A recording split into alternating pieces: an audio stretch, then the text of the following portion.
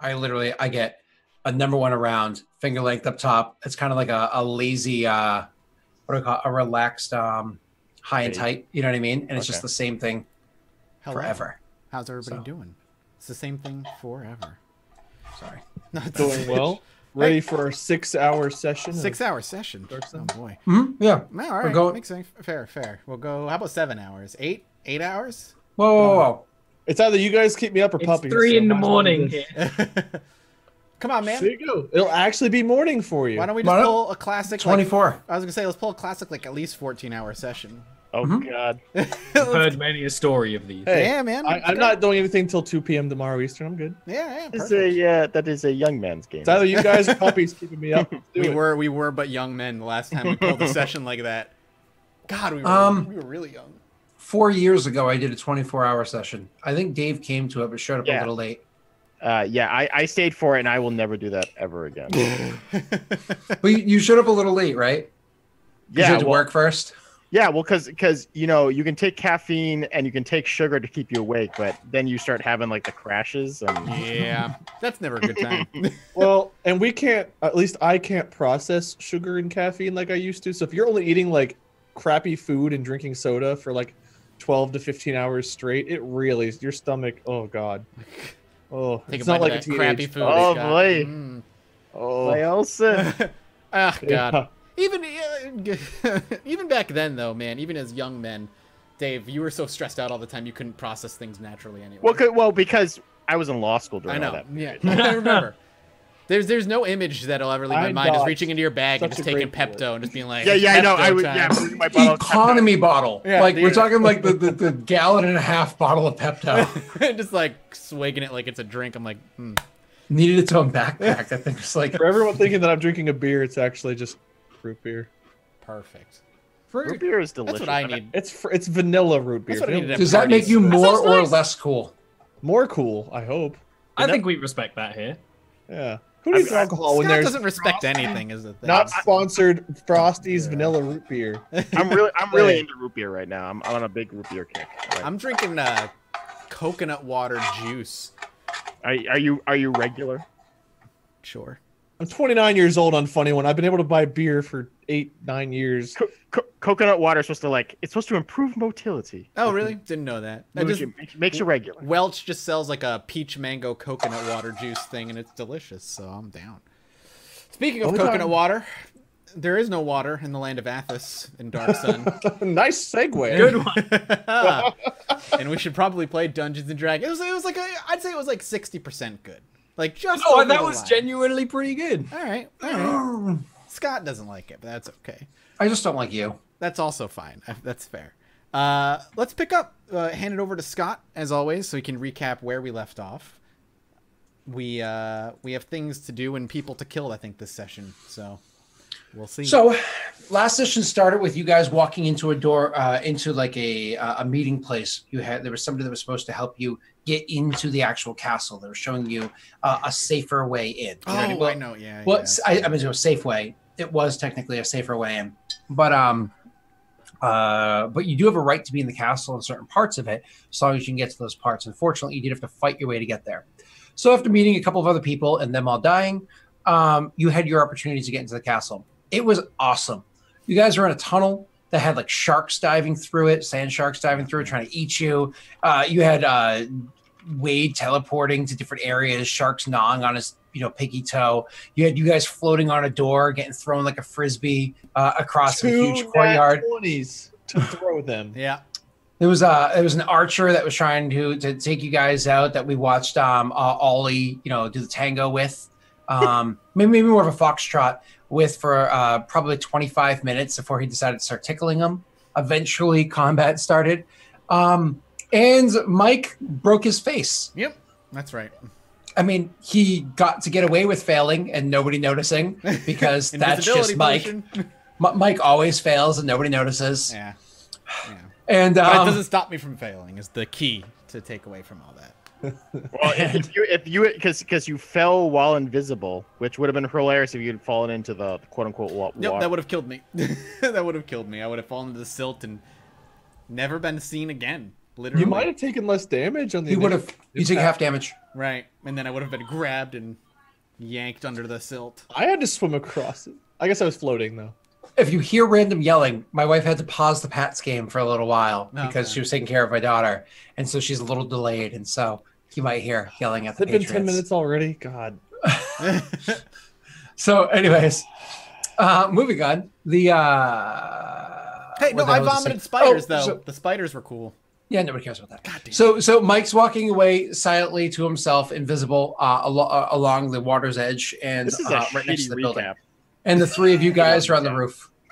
That was agree. shitty. I covered all the hot spots. New England was brought up. What Therefore, about the door floating moment? That was like I said that you guys are thrown on a floating door. He like did a say frisbee. that. He did Did say I that. just sorry, because of two. You my just head- scored hardcore. Yeah. Yeah. Hardcore Scott. scoring. Oh, and the guy who fell was part of the Calum family, and I looted his coffers and then kicked his body into the silt, so there was no evidence. Keep that in mind. That's My important. wife made the worst dessert. This is live. Someone clip that and send it to us. Right? Please. Can I get a clip of that? Yeah. Britt! I'm going So to. Scott, how nice do you want to beat everybody tonight? Because I'm going to text that to Britt. Shit. So if I can get a clip. to the doghouse. Okay, so Dungeons and Dragons now. Oh, nice shade of red you got there. Yeah. Oh god. So who's gonna push through this? Pretend like everything's going well. Mm-hmm. Mike, your character is. We're gonna pull in to. So the camera will just come rapidly pulling up to your character, suddenly stumbling over a huge pile of gold and lots of excuses Wow! Oh my god! to settle down Weird. and be king of the realm. Is there like a right? Is there just like a writ that declares that Jack is king? Yes, but it's being delivered by somebody who's willing to participate in some fellatio. Yes. Yep. Well, I guess I'm deleting the text. It's more to her. Well, DSL baby, DSL. All right, moving on. So actually, the camera does pull into Jack, who is walking alongside the building. He actually has the building to his left, the silt moat to his right. He's in that small area that you were told about before you even came out into the courtyard.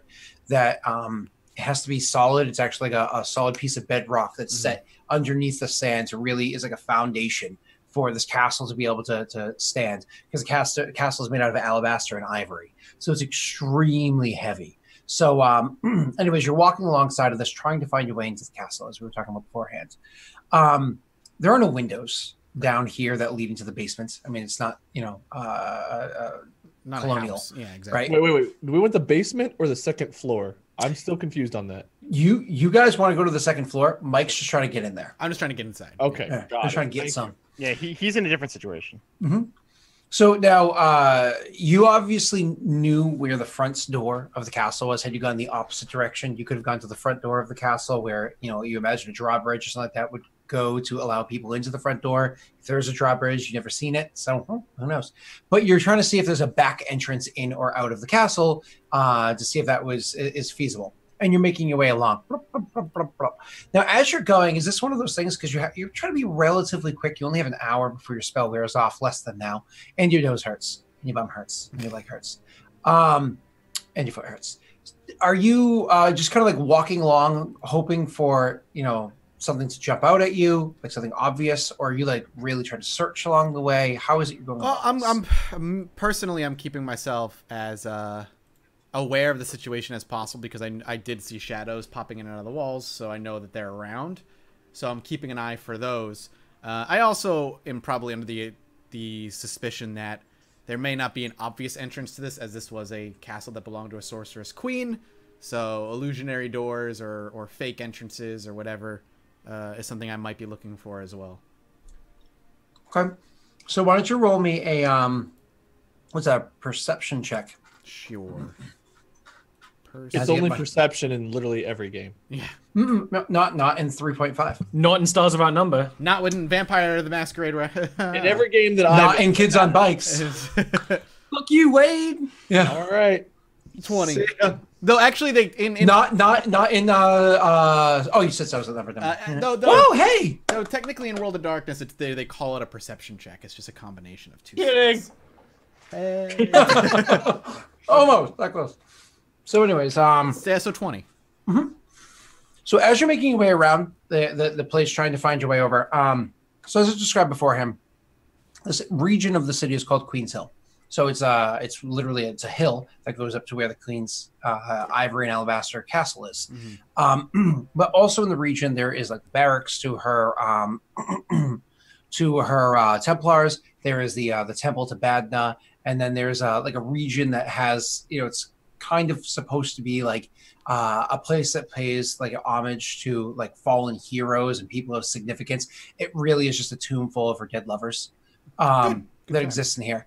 So funny enough, as you guys are making your way around, it's around where it is that you're at the face where it is in the back of the building, over facing the direction of Badna's temple, that you happen to find a bit of brick that seems to be pressed out, so somewhat embossed compared to the rest of the brick around it. You're walking along, and all of a sudden, it's one of those things where I imagine as Jack's going, he's walking, he's looking for things. He occasionally sees one of those shadows, and it like freaks him out for a minute. Yeah. Occasionally runs his fingers along the wall, but all of a sudden you feel like a notch in the wall, and like you stop to regard it for a second, and you realize, no, this looks like a switch, like an embossed cutout of a door. Okay, gotcha. So I guess I'd push it. I guess it would be trying to like swing it open or something along those lines. So you immediately go and try to like give it a shove. It doesn't immediately go away, but you of course can try to find your way into the doorway. Okay. For something like this, a perception check would work, or even a disable device. What about summoning Salt and Pepper to push it? Disable the device. Would one be like, is one an easier DC than the other? Come on. Yes. I'm too young for that reference. Yes, it would be. The disable device would be easier because it's more direct. 23. I have roguish-like abilities. So you looking around for a little bit. Eventually, you do find there is a different brick that is actually somewhat pressed in, and so you find out which one that is. You end up pressing it a little bit further, moving it to the side, and you hear like a click happens, and you can see a little bit of spray of sands that must have like settled on the wall. And you're like, oh, okay, it opens, and you can actually push. It takes a little bit of effort, but the door does swing inwards. Now, what holds the door up is a pretty simple joint. You know, it's two. What are they called?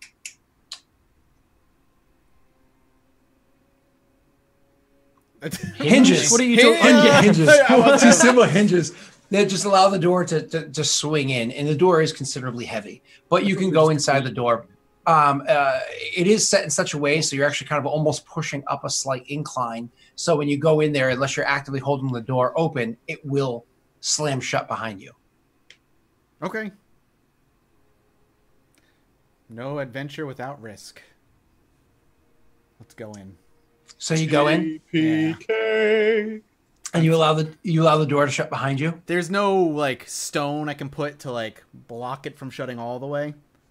The area outside is pretty clean. The area like inside the sand, hallway right? that you step into, mind you, when you step into the hallway that's down there, it's complete and utter darkness because there's no windows that come in here. There's no torches that are lit down here, so it's just complete darkness. It's actually one of the nicest things about when you step in down here is it's very cool. When the stone that I pushed, it was one stone that I pushed in and like slid, right?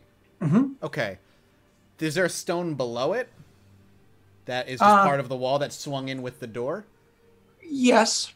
What if I took an extract, did the sandstone solution, got rid of that one stone so I could reach through and push that one in from the inside? That's funny. Would that work? Yeah. I think Jack would try it regardless. So yeah, that's not a terrible idea. However, you're trying to use some sort of precision when the ability that you're using can be a bit sloppy. So I'm going to have you a 5 foot. Yeah, because it's a big area. Yeah. So more or less, because you're not trying to have everything around to get ruined, you're probably trying to have a pretty clean hole that you know where it is. And I imagine, even being Jack is a pretty smart and thorough person, he'd probably even try to have a bit of rock solidify so you can tuck it back in so it's not super obvious either. Yeah. So you just like punch it out and grab it, right? So yes. Why don't you roll for me a dexterity check? Hi, sweetheart. Hi. What's up? How are you? Yeah, you still ate it. I'm still eating it. Bastard. That actually happened. Oh, sweetie. What are you doing? Yeah, you lick that. You lick it up. No, I'll finish this amazing dessert. This Tonight is a concoction. good night. That's Fine. just because I ate all the good stuff and gave you the leftovers. You're lucky you have anything. Ready. Okay. I will have them forever. Don't think Mike won't send me those things. Well, my character dies. The door slams shut behind you. The camera snaps back very quickly. You There's never a- hear from Jack again. By the way, I thought it was going to be about Longboot. Please, God, don't be about Longboot. Oh, jeez. Oh God. You can So- thank specifically for that link. Unfunny one. And Unfunny One's getting banned. Let me just...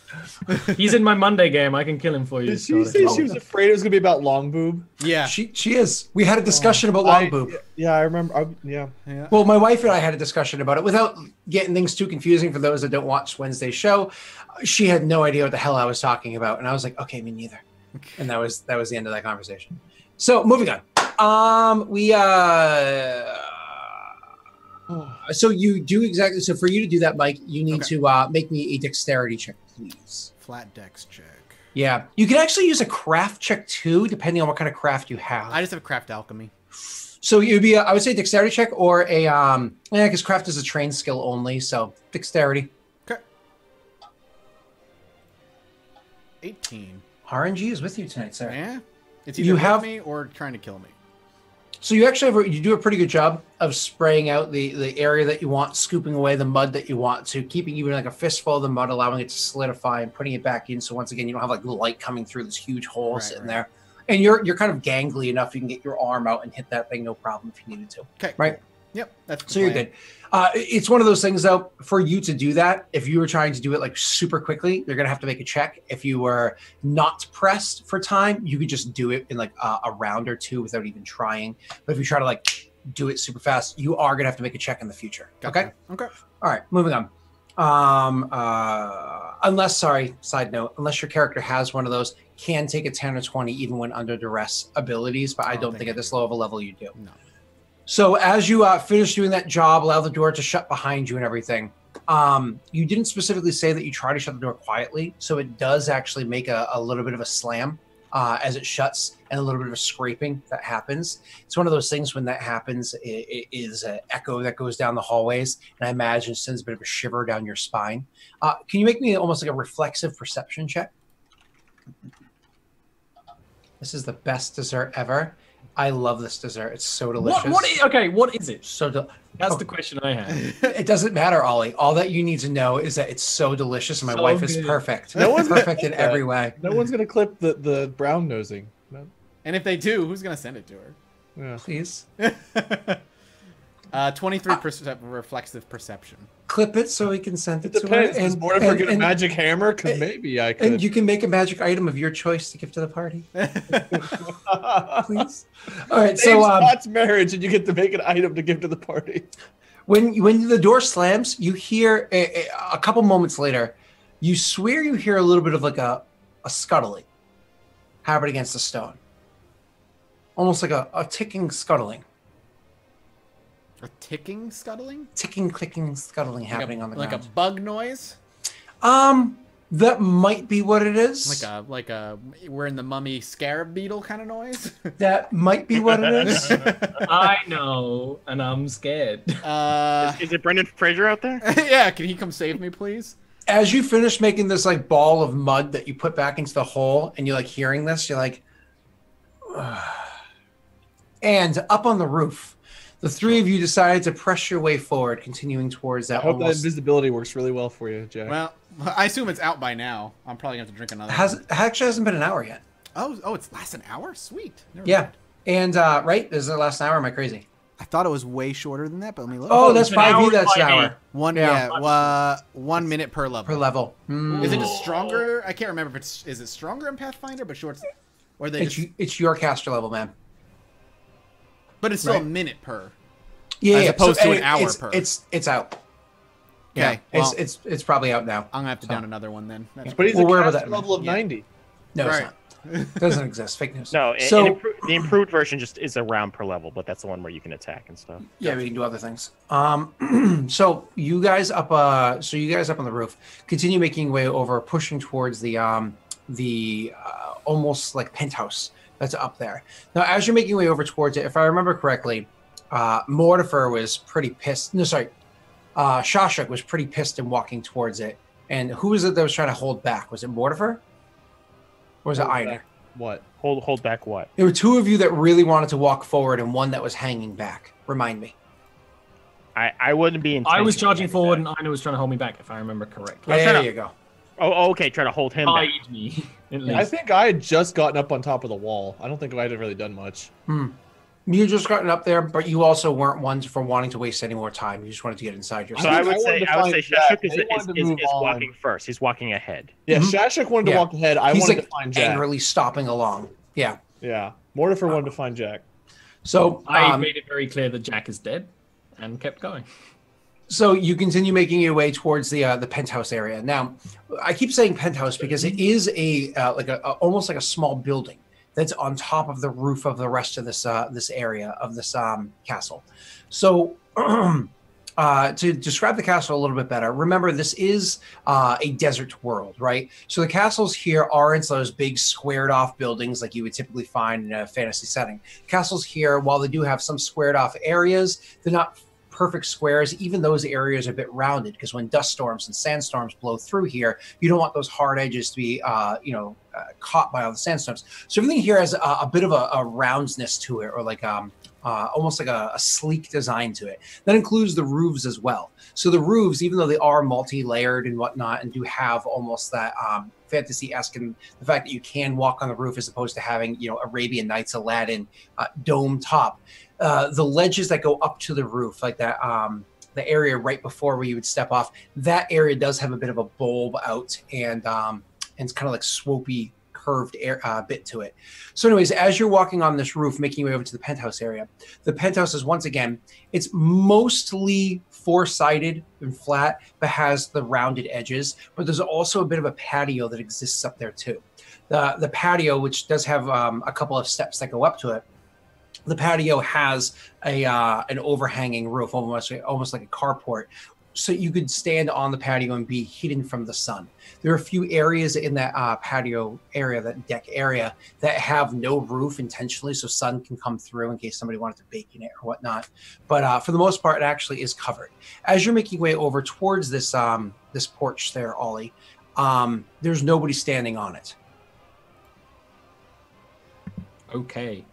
So I assume you're going up onto the porch itself, or are you Yeah. looking for another entrance? You basically gave two options of entrances, and I chose the penthouse route. I think there was Yeah. an easier entrance, but I wanted to do penthouse route first. Yep, sure. So you make your way over up to the patio area. Now you're trying to do so discreetly, or are you still pissed No, off? I'm just and going. stopping? I'm just yeah. Sure. So why, one of the why was Shashak pissed again? Can I? I don't remember. No, because But- you had a really rough fight with that We had a dude. really rough fight, and Jack's dead, and everything's terrible, and we're assaulting a castle. It's just spite. It's just pure Everything's rage. not terrible. You could be standing under Mortifer while he's enlarged, and things might get much better for you real quick. I've stood under Mortifer when I was in Most. don't look up. Shashik's a curious man. He's looked up. Guaranteed. All right, moving on. So as you go stomping up onto that, up the few steps onto that porch area, and you see the whole bit about one of the things that Shashik probably wouldn't notice right away because he's a bit angered, but Einar probably would. Mortifer probably doesn't care about this stuff, but Einar totally would pick it up because one, he's a craftsman, and two, he's accustomed to these kind of like livelihoods, so maybe not quite this quality, and three, he's actually relatively perceptive. Even the railing itself, the craft of the stairs themselves, everything here is very well designed. As a matter of fact, it's so well designed that this whole area is actually comprised of wood. And now wood, while it does exist in the world and people do use it for crafting, it's not like the real world where it's everywhere. Forests have been almost completely destroyed. So the idea of having a wooden porch that somebody could stand on, you're not worried about the wear and tear of rain, but the abuse it would take from the sun and the sandstorms coming through. They're putting lots of lacquer on here to keep that thing safe, or they're always replacing chunks of it, which is again very expensive. It just shows the degree of like luxury that this area you're probably about to go into probably is. So you notice this, the railing itself, the design to it, and how beautiful it is, the amount of like love that must go into this, and to find somebody that even knows how to craft with wood to this degree is not easy to come across. Either way, it was a sorceress queen. Obviously, she knows she had the means to make something like this.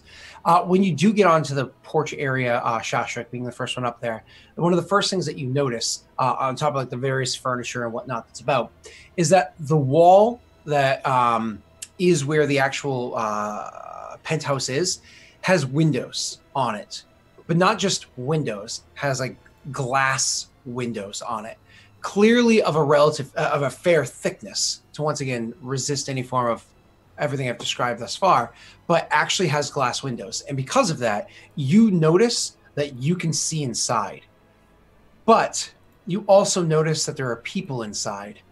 Do me a favor, roll me a perception check, Ollie, before anybody else even makes their way onto the porch.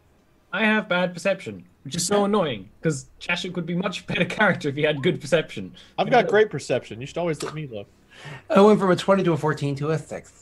So he has got -1 wisdom. He's fighting against it. So you go up there and you notice that there's people inside there. Like you see there's shapes moving inside of that through the window. You haven't even taken a moment to find where the door is yet. You just see those shapes through the window. How do you react immediately? I guess I would duck down in front of the window and kind of like motion silently, but again, not wise to Aina. Be like, very movie whispering. Would I notice him doing that? Because I might just come lumbering over too. I mean, you would definitely notice. Your character's not unwise, so it's up to you how you want to. But Ollie, could you do me a favor? Roll me that stealth check. Yeah. With disadvantage. No, just kidding. There's no button for that. Ooh, nice. See, that's something he can do. That's something I cannot do.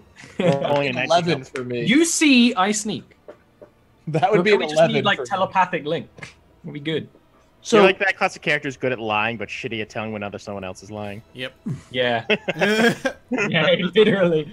You mean like all of Mike's characters ever? Actually, my sense motive's pretty good. Okay. I just, we lie back and forth, and no one knows who's telling the truth. Oh. So you look at the window, you see shapes, and you just drop. We're talking like it's one of those things like where you just hit the deck and are able to slink your way over underneath the window's frame, no problems. You start gesturing over for Einar. I imagine you see it as well, Mortifer. You can easily see over Einar, and you guys both are obviously telling that he's trying to be stealthy. Okay.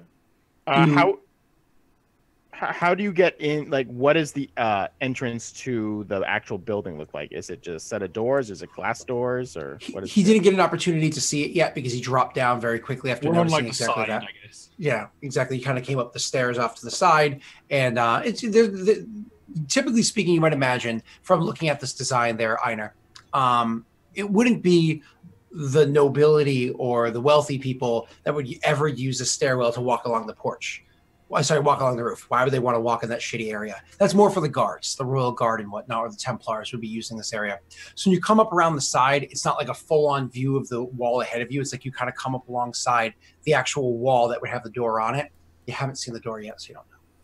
Can I see the door from where I'm at since I'm like twice their height? No, because you're also coming up around the same way. Okay. Well, then I guess I'll, if we can see him motioning, I guess I'll try to silently follow along, which isn't going to go well, but I'll try. This is why Shashik is sneaking, but also has his weapons out. Both you guys roll your stealth if you're both I trying want to sneak to up there. declare that. I be honest, I'm not gonna try to sneak up there. I'm just gonna be like, and take a seat on the stairs until he. So Shasha looks at you specifically, and goes, and you're like, And then Mortifer's like, yeah. Mortifer's gonna be like, me? Steps honestly, it's over probably you. better to have Mortifer. Here we go. That was really so good. Wow. Wow. You have a -8 to stealth. I have a -8 modifier to stealth. So that means Shit. a 12 is an amazing roll for you. A 20 is a 12. Yeah, I can't do better than 12 stealth.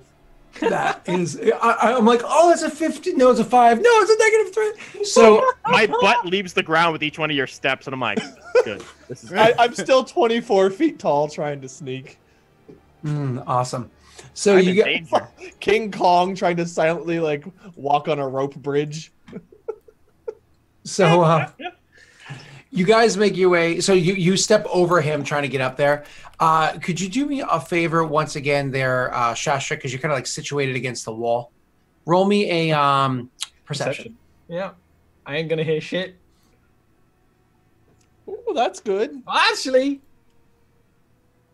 So you didn't notice anything beforehand, but all of a sudden you just started hearing like little bits of yelling happening inside the building that wasn't happening before.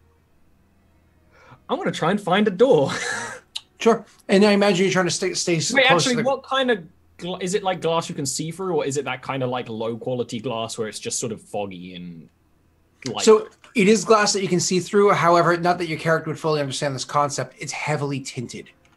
So if I was to try and look at their colored uniforms, it wouldn't be that easy. It would not be. No, just like imagine like sunglasses. It's very difficult to see through this way. It'd be easier from the other side. I would try and find the door then. I would try and like skid around the outside of the building like a... Being as I'm stomping around, can I actually see into the thing now? No, because again, you're coming up along the wall. You come up alongside of it. So it's a matter of... It's a big... trying to like... Yeah. Okay. You're just a matter of the angling to be able to see where the thing is. So how far behind am I? You're pretty much right behind Shashuk as he's taking off. So yeah, I'm just leaving. Right. So I couldn't see in the window as I was coming by. Oh yeah, you could totally walk in front of the window if you cared to. I want to at least peek into the window. Yeah. Okay. So I mean, that's at least an angle that people wouldn't. It's like one of those. If you've ever seen one of your friends pull a prank where they like put their head through like the bottom part of a door frame, whole castle's shaking. So they're not gonna look out the window. They're gonna be like thinking the floor is gonna go out from under them. It's true. He did climb the building. I failed so well. They're gonna think it's an earthquake. They're not gonna think it's a person. Well, because you're still enlarged, right? Because yours lasts minutes. Mine lasts like 5 minutes or something. Yeah. So you're still enlarged, right? You're huge sized. That's why I failed. So you like look in from like the top corner of these very tall windows, and you can roll me a perception check to look through, sir. Oh! Wow. Shit on me. I mean, this is what you're good at, and ew. I'm good at looking, not good at sneaking. See, we get it. How much gold do I spot in the corner underneath a pile of baby diapers? You look through the window, okay? And it's one of those things where, because of the fact that you're half giant, you have dark vision.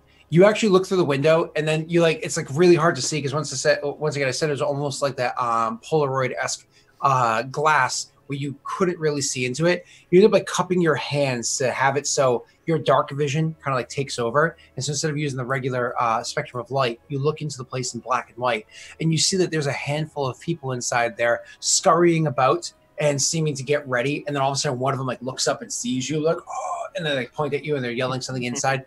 Even with that really high perception, you can't hear what they're saying. You just hear like muffled through the stone in the glass. Look familiar? Like, do I recognize? They're very finely dressed. Even those that are wearing armor and grabbing weapons are very finely dressed.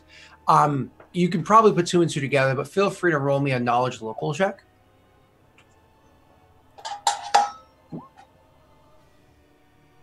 You can almost immediately tell, even though you can't see the colors, you can tell by the style of uniform and whatnot that they wear that this is the Calum family.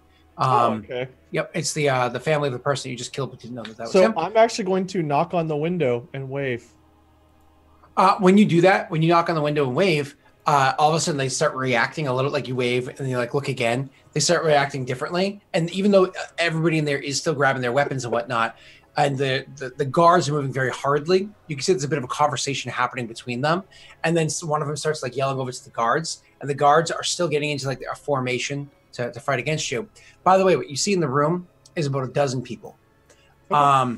So they are still getting into formation and whatnot over by where the doorway is, like it's that second alley, so a little bit further down from where you are.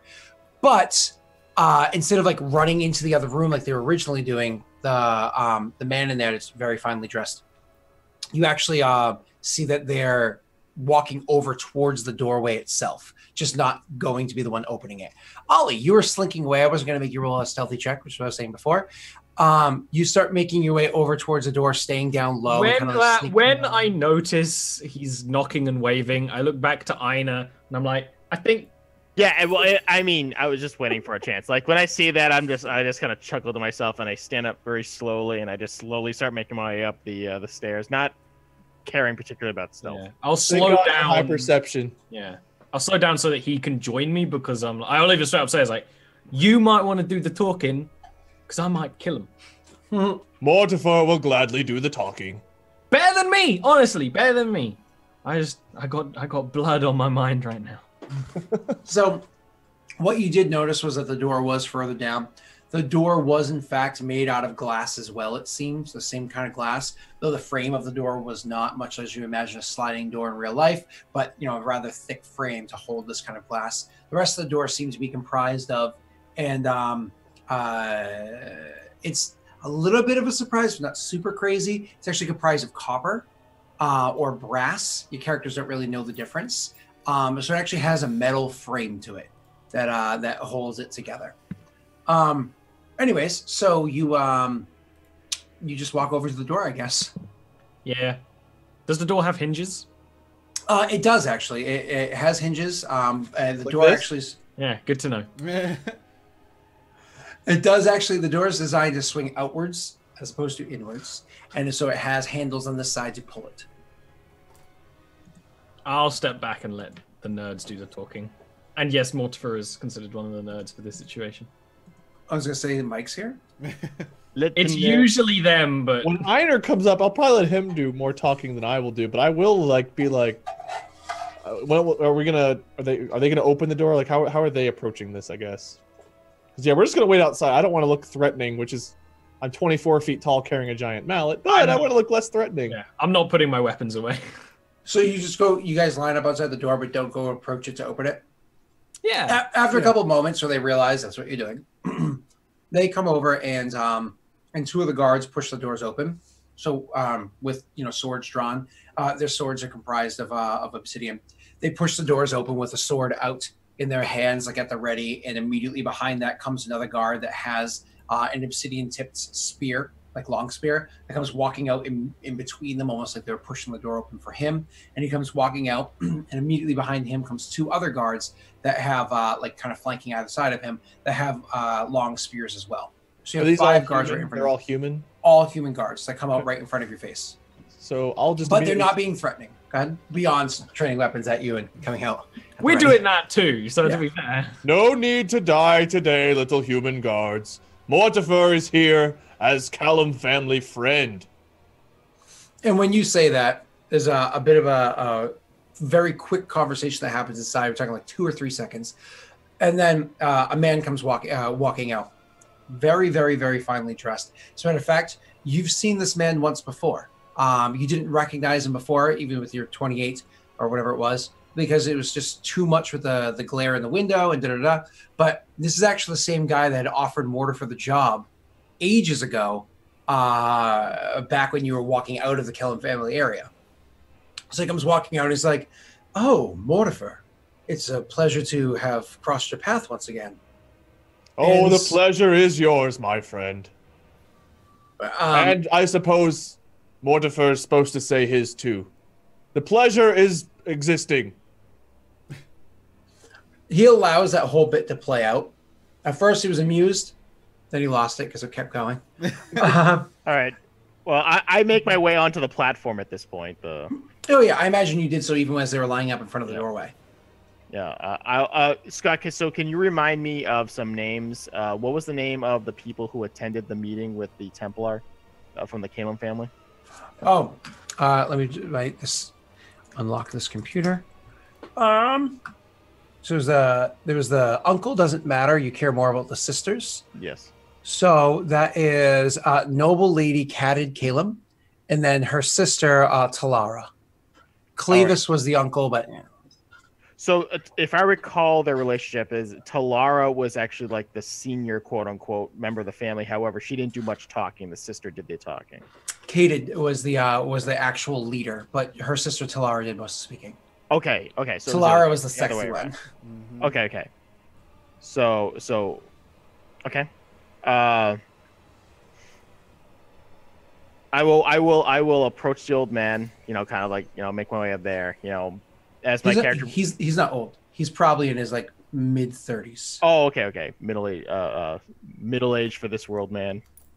And so I'll make way over there, and I'll just kind of give a slight, but not overly generous bow, but just a slight bow, and just say, it's like what are the sisters' relationship to this guy? Because I know this guy too. Is it? He never introduced his relations to the family, but he's clearly a blood member. Okay. We come here on behalf of the sisters Talara and Kadid. They have and then I go on to say it's like Kadid. Oh my God, what's their last names?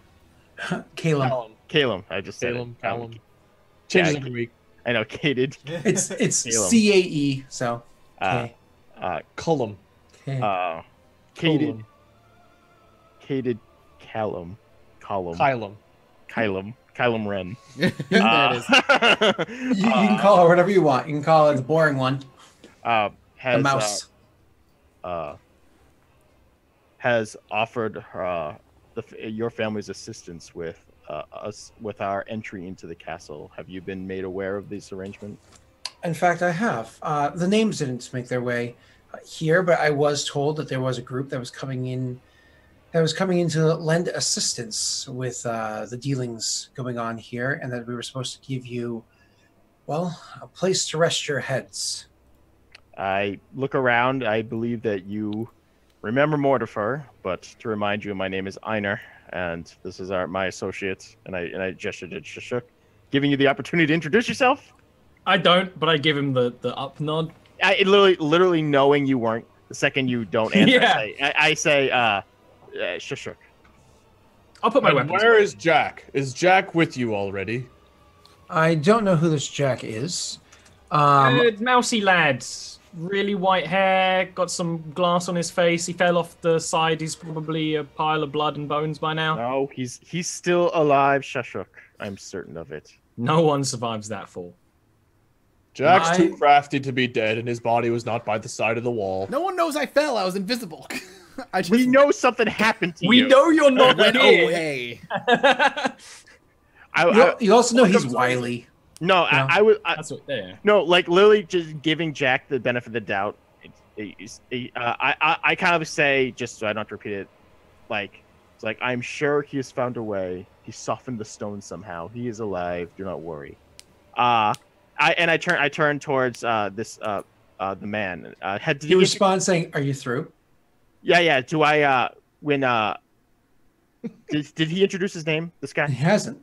All right. I say and may I ask your name? Since you've found time to get around to it.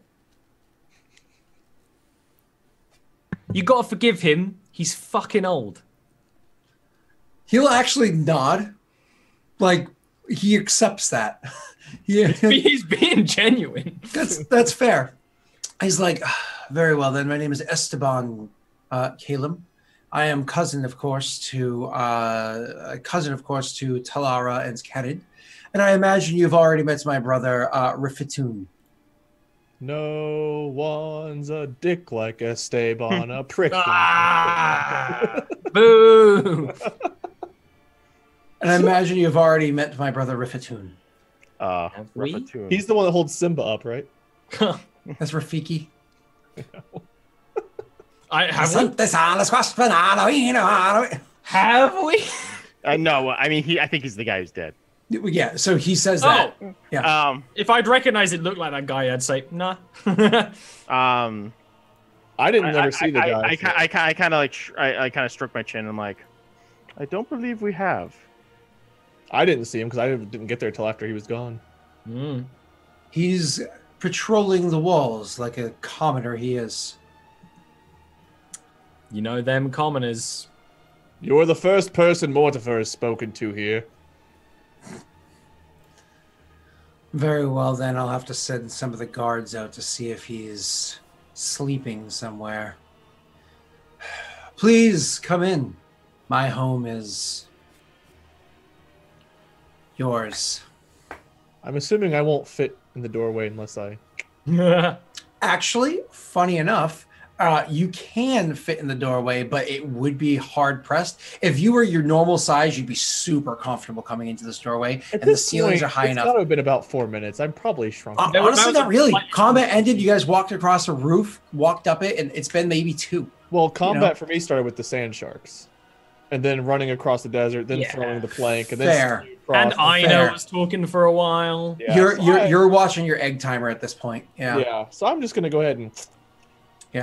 So Is that can you quick?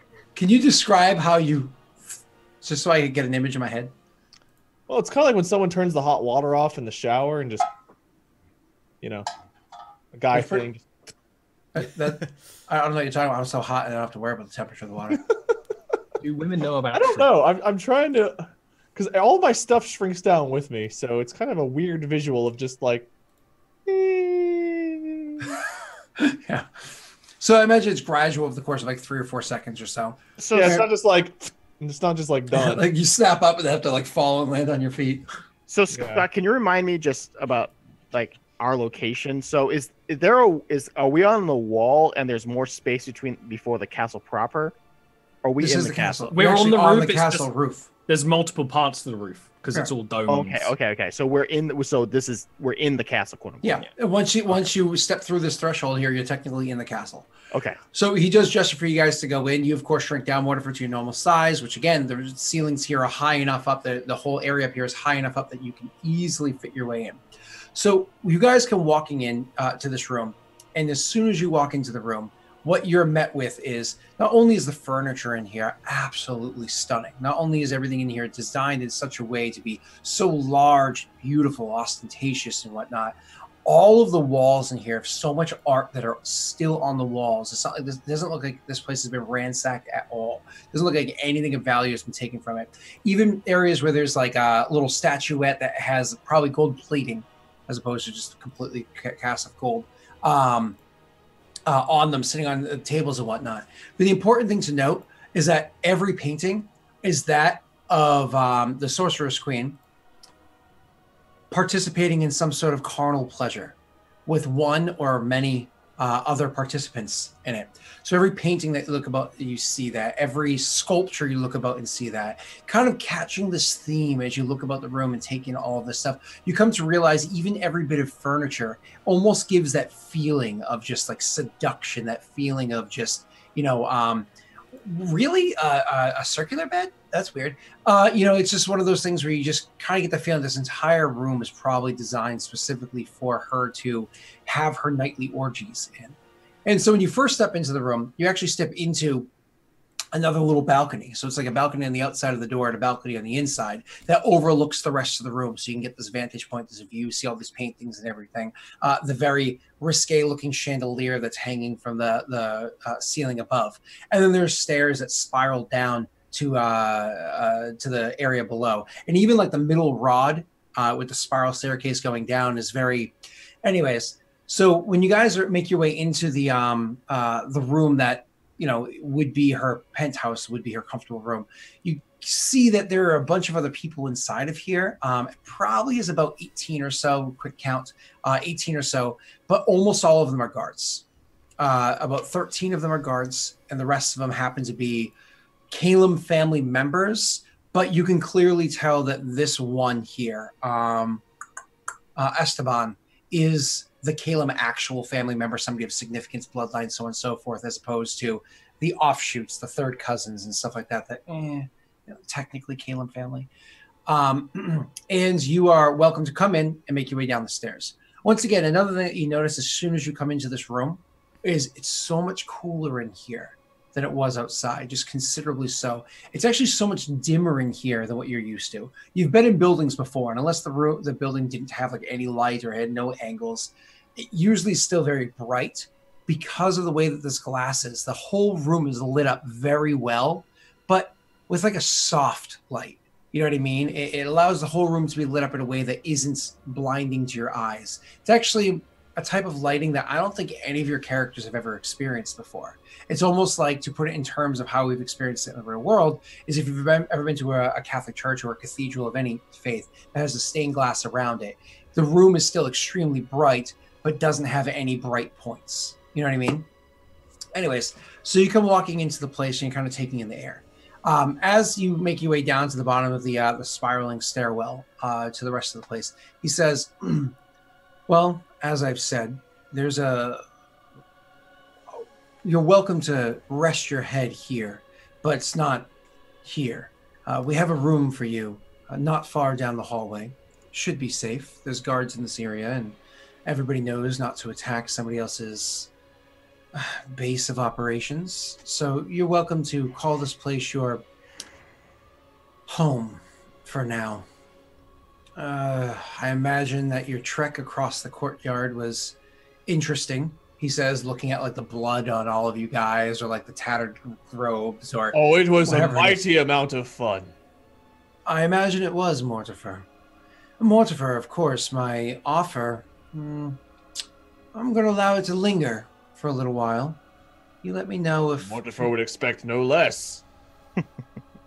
Well, then maybe we should discuss such things soon enough. But your trek across the courtyard, I imagine it was interesting. So, would you like to rest your head now, or... Mortifer would like to rest after finding Jack. This Jack. Yes. I'll turn towards Esteban and say, it's... We have a companion who has various interesting abilities, which seem to include the ability to turn invisible. We lost track of him while we were making our way across the sand, and he disappeared right as we reached the wall. What is below us, underneath your home? I make a deliberate pause as I say that, kind of like looking at maybe one of the erotic pieces of art. He says immediately below the floor in which we stand right now? At the ground level. Well, that would be the entertainment space. Well, the general entertainment space. I was gonna say, this space looks incredibly entertaining. Shashik is like going around all the paintings. Mortifer has seen more entertaining than paintings. I'm not about to be attacked by a bug. I'm about to be attacked by like an undead gimp. I've been imagining that happen this whole time, and I can't wait for like a charm roll, and it's gonna be It's so a good. skeleton dildo monster. Well, Could be a zombie. Great. You know, she likes the feeling of the rot. So anyways, I'll cross my arms slowly. Textured for your pleasure. Is it possible you could direct us as a safe way to go down there? The reason being that Jack had a lot of conversations with Talara. Was it Talara he spoke with? Yes. Scott. Yeah, a lot of conversations with Talara, and he was the one who mostly made most of the inroads with your family. It'd be best if he was here. We have to I'll just kind of like, would I understand, Scott? Would I understand the mechanics of invisibility? Because me, the player, understands it, and my character's really smart and knows psionics. But you're not a student of arcane knowledge at all, so you understand that invisibility is short-lived and has lots of parameters. But that's pretty much all you would know. Yeah. So, short-lived has lots of parameters. I would just tell him I have to believe that he has survived. The reason we cannot find him because he has survived and made his way inside. That is the only working theory we have. There is a common ground stairwell. I use this phrase very loosely. The main staircase, the one that was used for, once again, entertainment in the past, is the grand stair. That is the one that is open for everybody to use at all points in time. It is a bit of a neutral zone. There's supposed to be no scuffling that takes place there. However, daily there is scuffling that takes place everywhere. What's this word? What's scuffling? What's that? What does he mean? It means fighting. Oh, all right. Could have just said that, but sure. He, it's kind of like one of those. He doesn't roll his eyes so much as his eyes flutter for a moment with like aggravation. And he says, you can use that stairwell for a greater chance of safety to the bottom level. However, as far as I understand, there is no basement that exists here, if that's what you're referring to, and no foundation that goes into the ground and can be entered. So, but There are other stairwells that can be used by different groups. We have our own stairwell. You are not welcome to use it simply because it is currently being used to transport things. If at a later time it is not being in active use, you're welcome to go up and down as you please. I don't understand. What exactly is it that you are providing for my family? I kind of take a deep breath just because he's like had to explain this. Not Many this times. again. Oh. I will be without so many words. I will explain the whole story about their connection with Leviath and the plans to make some headway into hopefully stopping some of the violence in this castle. Ah, diplomacy. Yes, diplomacy. No more scuffles. That's our aim. Well, Mortifer, while your friends are here for diplomacy, understand any heads removed from their shoulders on behalf of the Calum family that you can prove were done by your hand. You need not bring back the head itself, of course. This I'm is gonna no hold my ballot. gladiatorial ring. Heads don't survive, Mortifer. I think you and I understand each other nonetheless. There will be a fine reward for you, sir. Mortifer can get behind this plan. What Diplomacy proof it would is you then. want? Mortifer, you were a man of your word. Of course, Mortifer's a man of his word. Mortifer's less than 200 kills away from earning freedom. Well, that's a shame. You should be less than 100, and perhaps you should be pushing a little bit harder to make that happen. Mortifer would be if he could. But diplomacy. You like shudder? He like nods along to your shudder. I mean, the other two are welcome to roll sense motives if they'd like, and Mortifer can too. You know.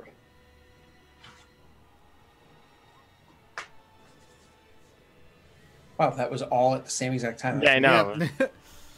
So it's one of those things Mortifer rightly can't really pick it up. Einar, you can see that he's clearly playing to Mortifer's, playing Mortifer's hand very well.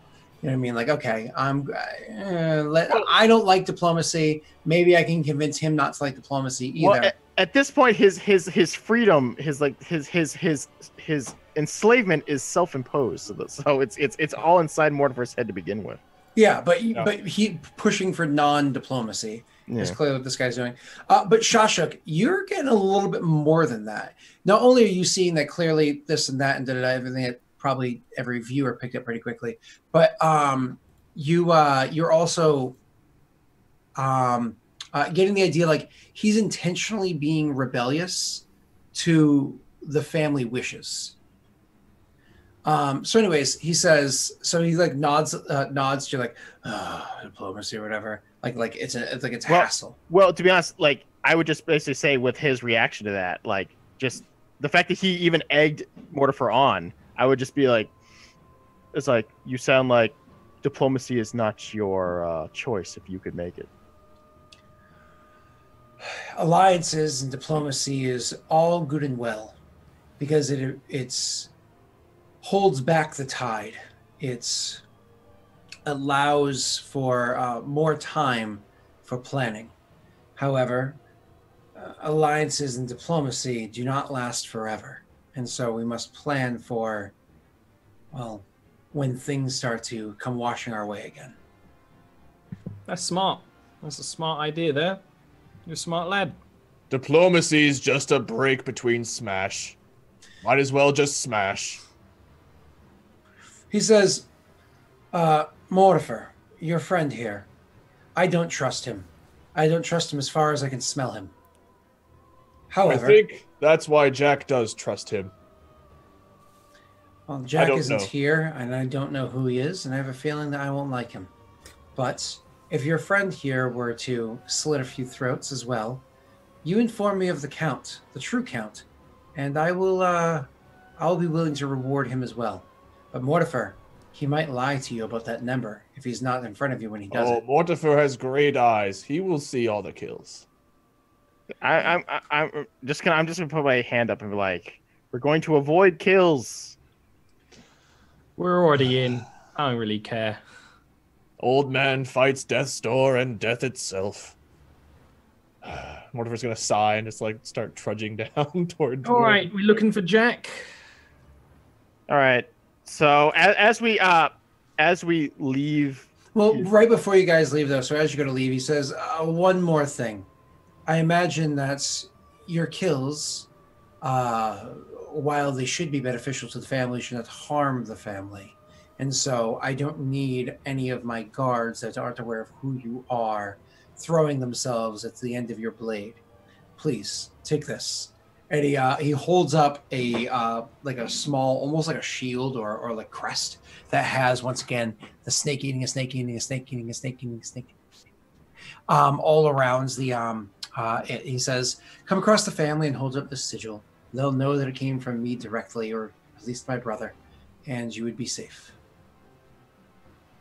Very well. Old man should carry the shield. I will take it. He's angry at you for saying no fighting. That's why he's calling you old man right now.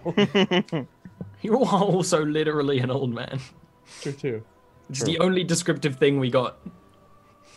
He says, now be gone, out of my sights. Cheers, big ears.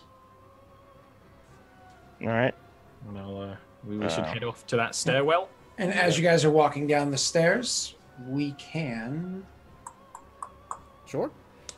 We will be back in a few minutes, everybody. Go grab a drink, and we'll be back for hour 2 in just a second. Ready.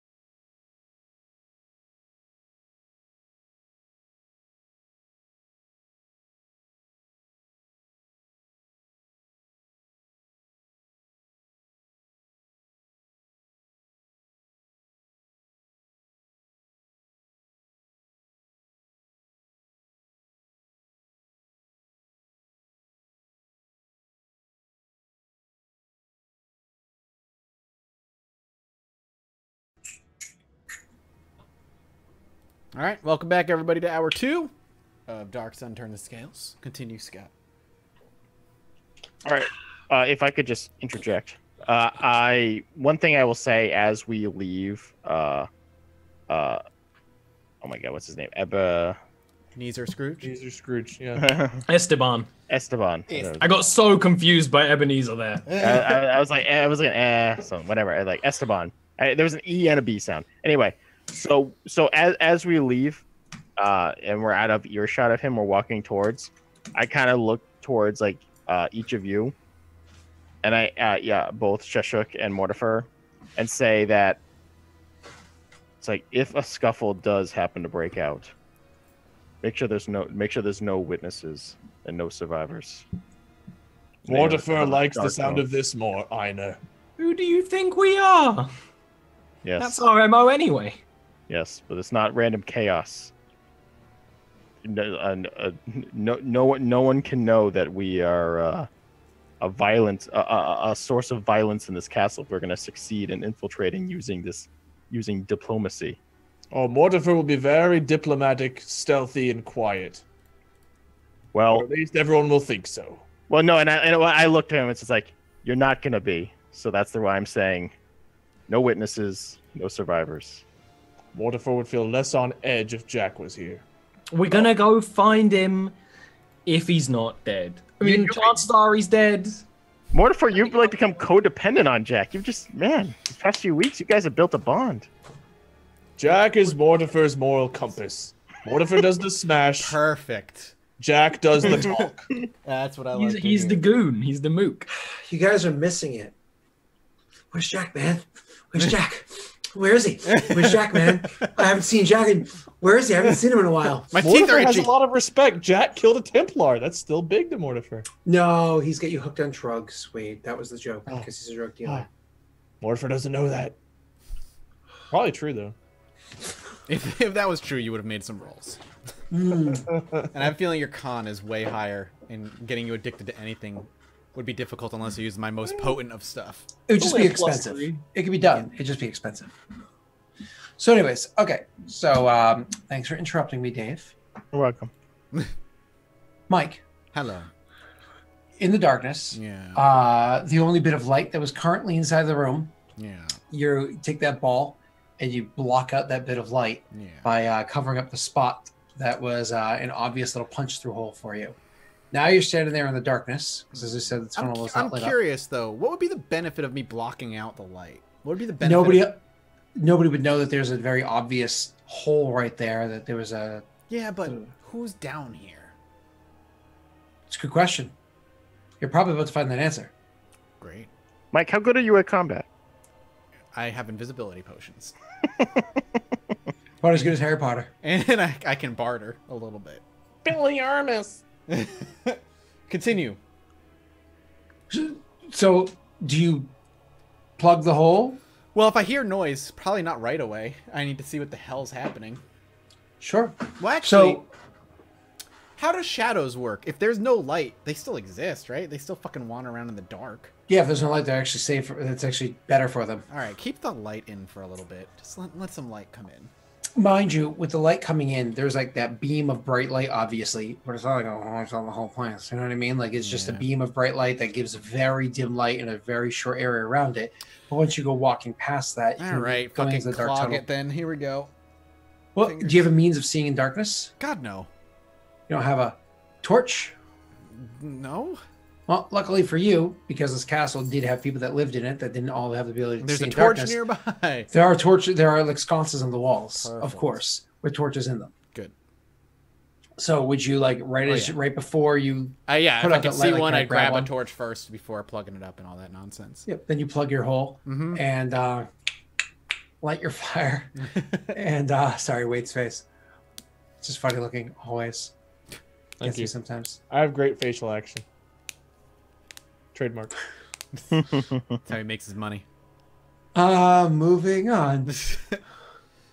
So you you light the torch, and so there you're holding the torch there, looking about, trying to find out what it was that made that scuttling noise. Mm-hmm. You don't see anything immediately in where you are in the hallway, but you can like look down that hallway and see if there's any where it goes. So Okay. imagine you start walking forward. cautiously, quietly, as best I can.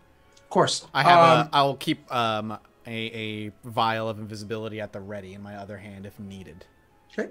So one of the things that you notice when you're inside the building is, as I had said beforehand, the outside of the building was comprised of ivory and alabaster. Mm-hmm.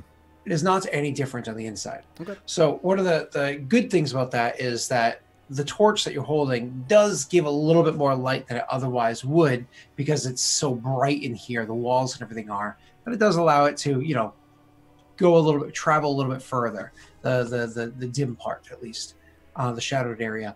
So as you're making your way along, another thing that you notice is that as you walk by doorways, they are doorways, but there are no actual doors on them, at least not yet. Okay. So the first one that you walk by, imagine you peer into the room. Yeah, I peer into the room.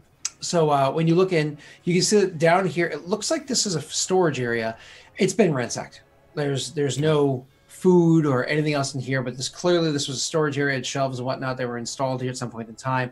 You can tell that it was a storage area because there's a bit of flour on the ground and some other bits of materials that would have been used for food at some point, like rotted bits of maybe a potato or something like that that's down there.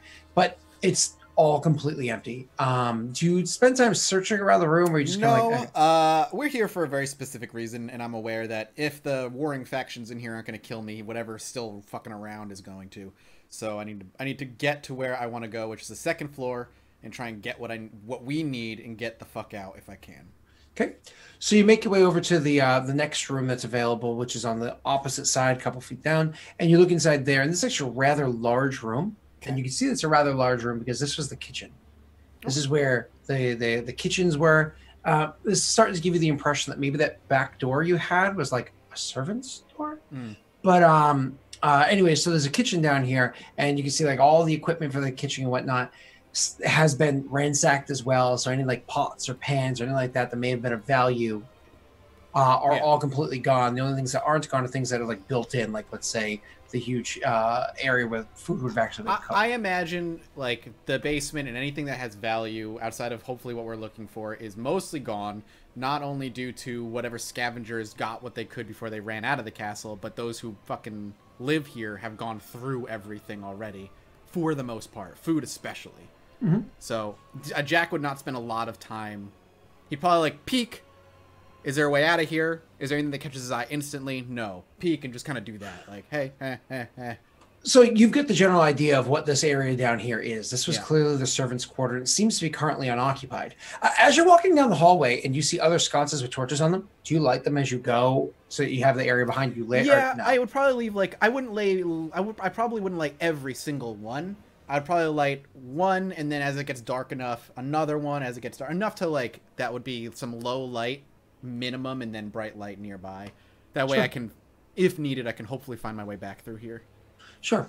Now this area down here isn't like absolutely ginormous, but it's big enough that there are several rooms. And like you said, peek. Nothing, very exciting. One of the other things that you do actually come across is in one of the other rooms, and this seems to be like a room that is hard to like, you immediately don't know what it is. It's a room that doesn't seem to have any other purpose to it other than there's a large table that sits there in the middle of it where there's no chairs around. So like, oh, this is the servants' eating room or something. Just a large table that sits in the middle of it. There's some counter space that's built on the walls around it. But then there's also built into two different walls, there's little doors that are built into the walls. When you go over and you check the doors and you open them, you can see that they are, dumbwaiters, which your character probably isn't familiar with the concept of what those are. But very quickly, because you're not stupid, very quickly you can familiarize, oh, okay, this is where you can kind of send things up a dumbwaiter if you wanted to. Just like a food prep room? Yeah, exactly. Or like a prep to send to elsewhere room. Gotcha. And that's like the last room before you would get to like the front door or whatever to leave this area. So I imagine as you go into that room and do a quick little scanning around, like, okay, is this a way out? You actually do see that one of the ways out would be using the dumbwaiter if you cared to. Another way out would be, of course, to just continue on and find the way out of the servants' quarters. Do you spend any more time in here or think about that, or do you just keep pushing through? The dumbwaiters would lead to a place where food would continue to be prepped, right? Would probably bring to a place where food is going to be served. And the likelihood of that place being occupied would be low at this point because there's nobody there to fine dine, presumably. But there still could be people there fortified. You'd only go up one floor on what's considered the basement right now? I mean, you're on the first floor of the building. There's no basement that you're aware of. Okay. You're just in like the back half of the castle, first floor, like one of the rooms that's right I'll there. give the dumbwaiter a shot. Let's get the hell out of this place where there's skittering happening. Sure. So you go over and you start kind of like look at. So there's two different dumbwaiters. They're on different walls. You know, there's Okay. one in each of two different walls. There are like etchings next to the dumbwaiter, but you can clearly tell that these etchings are like servant shorthand. Yeah. that's So what I like figured. it's like something for them to know where things go, but it's not something that is intuitive for you. Do you have any means of kind of like deciphering beyond just a flat decipher script? I think that's still a skill. I mean, if comprehend languages would work, I wouldn't have that anyway. Oh, okay. I It wouldn't would, have, but it would. okay. I'm just trying to see what I have on me here. I could have that, but I don't have it prepped, so Decipher script, is that still a skill in this game? I don't No? think so. No, it's not. I liked that skill for like a lot of reasons. Would it be like a? It would be a flat intelligence if I can't find something else. Hold on one Yeah, second. I'm looking at the. Linguistics could also work, actually. Linguistics probably is the best fit, right? Which Yeah. is intelligence based anyway. I Yep. think. But linguistics is trained only. Do you have any points in linguistics? I have no ranks, and I never put any ranks in linguistics, which So makes sense it's for trained my only. character. So then you just roll a flat. And so when something's trained only and you don't have any points in it, technically that means you can't roll, or Right. in the circumstances you can, you take like a penalty to it. Sure. But so you can roll me a flat intelligence. Sure, We'll just see sure. how it goes. Not bad, 19. So you spend a little bit of time trying to figure out where it goes, like where the different things go, and eventually, like kind of working out the etchings and whatnot. You can see that the one of the dumbwaiters kind of goes up into rooms that are the way that they're. It's kind of like shorthand descriptions of what the room is like. So one of the dumbwaiters goes up to what looks to be 3 different dining rooms, whereas the other dumbwaiter looks to go up to 2 different rooms that belong specifically to the sorcerer's queen. Interesting. Yep. So I'm on. Again, I apologize. I'm on what's considered the basement. In the basement. What's the first floor? First floor. And Which we is need the to back get, half. We need to get up one floor, right? Which is where the thing is being held. Second floor. So one is the sorcerer's queen's room, and the you know what? So this one goes to 2 different rooms that Yep. are Yep. Sorcerer's Both Queen Sorcerer's specific, Queen. and this Yep. goes to 3 different rooms. Yep. I'm gonna use the one that does 2 different rooms that are sorcerer's queen specific. Sure. So you go over there and you start like getting this thing, and currently it's not at the bottom level. So you start like, Yeah. As quietly on as the I thing. can. Of course, yeah, you're not being stupid. You know what I Yeah. mean? I even imagine if it starts squeaking at first, you stop for a second, pop out like a Listen. little bit of some lubricants, because you Yeah. know Jack always has lots of lubricants. I have lots. Yeah, of course. Yeah, Of course. of different scents and It's called flavors. polypurpose and- panacea. Of course. And you apply the lubricants with precision, as I imagine you know how, and you start doing this motion. Okay. And favorite. then you eventually the dumbwaiter drops down so that you have access to it. Okay. While you're doing that, because of Yeah. course the thing is silent now, could you do me a favor and roll me a perception? My favorite. A whopping 10. No, that's fine. Because of night. Thank you. So while you're doing that, you get the thing down and you start climbing into the dumbwaiter itself. So it gets down there, and I imagine you start climbing into the dumbwaiter itself. So you pull Yeah, yourself I'd up. do my best. So you technically can do so. It's not like one of those more advanced dumbwaiters where the thing is set through the wall. No, you could easily go in there and pull it up if you wanted to. So you go climbing into the thing. It is a bit of a tight space. You're not small, right? So you go into the thing. You start trying to get ready to pull yourself up. But as you do so, you come to the Stuck. No, you're not stuck. You come to the realization that now you're shoved in this tiny little spot where your best bet, of course, is to either try to weasel your way out or start pulling like this to lift yourself, which is going to be a very slow process, as there is standing not but 4 feet Great. from the hole that you're shoved into, a halfling that's standing there with his hair is a bit of a mess. You know what I mean? He's looking at you. He's got a sharpened tooth smile. And he's Halflings are cannibals in this world. he's got his eyes locked on you, and his lips kind of like curl up, and his smile starts to widen a little bit as he sees you shoved up into the dumbwaiter. very clearly caught at a disadvantage. Hey. You say, "Hey." Yep. As you say that, we go to the other three that are Goddamn. starting to make their way down the stairwell. All right, I gotta look up something. You starting to make their way down the stairwell. You guys are walking out into the hallway that leads out of her happy room, and the hallway itself again is just it's large, it's wide, it's tall, it's a very grandiose place. As a matter of fact, it's so grand. Even Mortifer is like, wow, this is comfortably large. Like not compared to it's tiny, like even for him normally, this is comfortably large. The design here is, of course, absolutely gorgeous. We don't need to go over those details. It's assumed, right? As you guys are making way through the hallway, one of the things that would stand out for you is occasionally you would see a bit of blood splattered on the wall. You know, obviously old coagulated browns. You might see like 3 fingers sitting on the floor pushed to the side over there. Like there's just clearly there's signs that battles have happened here from time to time, though no bodies are left behind or anything. This is much more like home. But you do make your way through the hallway over to the grand stairwell, which is rather wide. We're talking about 11, 12 feet wide, the staircase is, which is, again, just obnoxious. You guys will point out, like, kind of see the stairwell, look back, be like, you noticed how big everything is here? It's, like, really big, like Mortifer when he's enlarged big. And this is Mortifer would like to live here. So the queen was probably that big, and whatever killed the queen's probably lurking around, right? I saw the queen, right? She would have been at some of the gladiator matches. She actually was tall for a human because she was going through a transformation. But when I say tall for a human, I mean like she was probably like 7.5, 8 feet tall. But the most important detail to remember the queen was she was very obese. Like we're talking, you've seen it in TV shows or movies or whatnot, like remove the wall from the house to have the person pulled out in a crane, obese. But despite that fact, still had the strength and mobility enough to actually walk about and make her way throughout her own castle as she wanted to. She was a very, very, very large woman that enjoyed every form of carnal pleasure.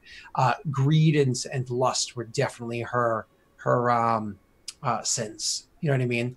So she was a big woman width-wise, but not extremely tall. However, she did like ostentatious displays, and she did like to take many different lovers of all shapes and sizes, species and sexes. Nothing held her back from enjoying. Well, to respond to what Cheshire said last, if whatever defeated the queen is still watering these halls, there wouldn't be a civil war. How do you know? Because anything that's able to defeat a sorcerer, king, or queen is strong enough to quell such petty uprisings. Yeah, but what if it doesn't care? What if it just wanted to get the same thing that we want to get, and we go down there to get it, and it's trying to get us while we try and get it? No need Get to me? fear, friends. Mortifer is here. Yeah, fills me with confidence. Good, as it should. Yes. Well, that is definitely a worst case scenario. I like if we go in and we see something truly unexpected, then perhaps the bounty will be great for its head. Yeah. Well, Einar chuckles at that. Well, it's one of the few times, Mortifer, that I'm in the same opinion. This job is important enough to me that I'd take it on. Great, friends. Mortifer's glad to have you fighting by his side.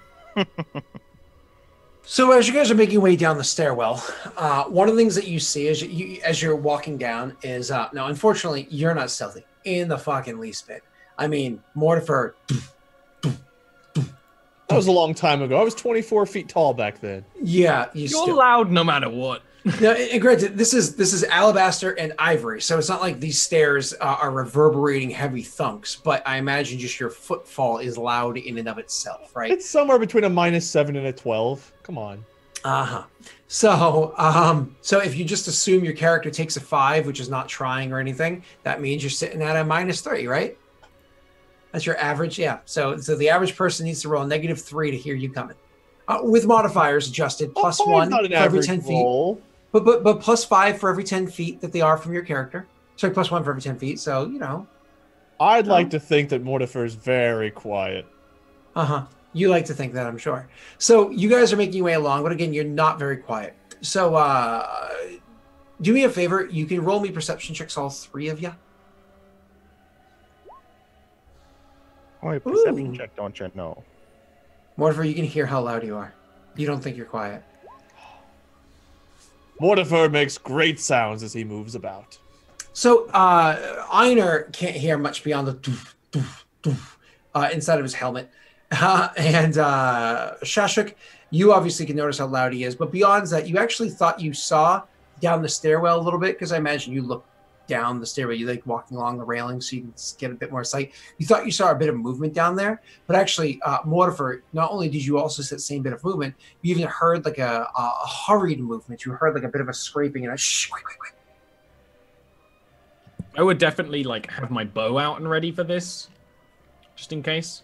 Now, the way that the stairs do go down, because there are grand stairs, they walk. So it's not like stairwell in like a school or a garage where it's like half flight, turn, half flight, turn. They actually have this like big bending nature to them. They have this huge swoop that goes down for the full flight of stairs, right? And they even then it's like each step is the flight itself is exaggerated because it does like a long swing around. So each step isn't a big heavy step. You imagine that could have been done, one, to kind of like exaggerate the walk up here, 2, makes it easier for those that are wearing gowns while doing so, and 3, she had big legs. She couldn't take really high steps. You know what I mean?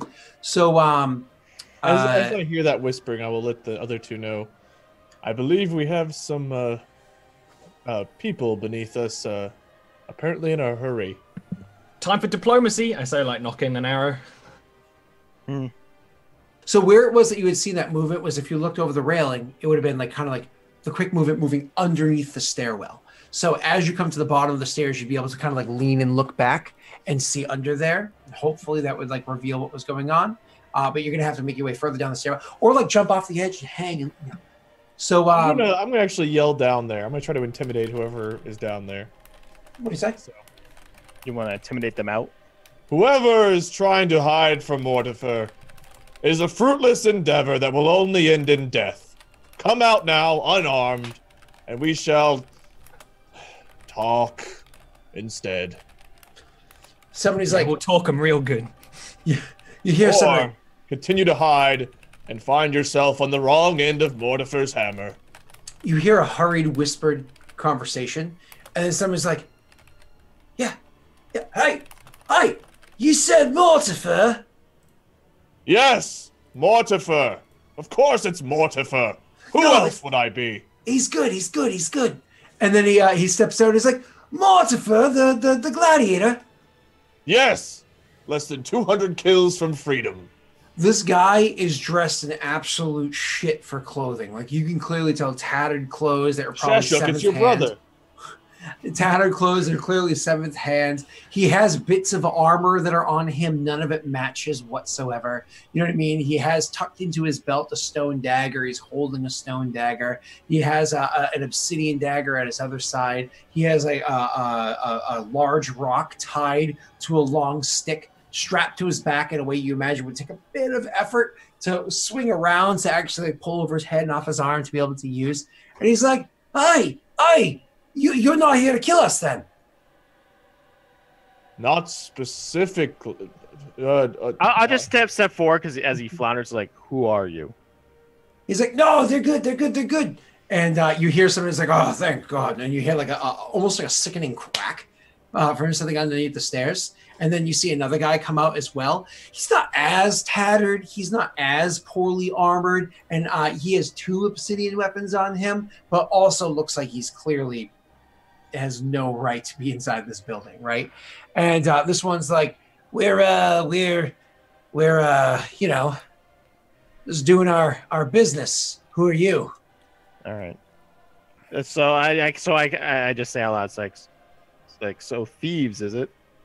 Well, no, we're here on orders, as I'm sure you are. Who you working for?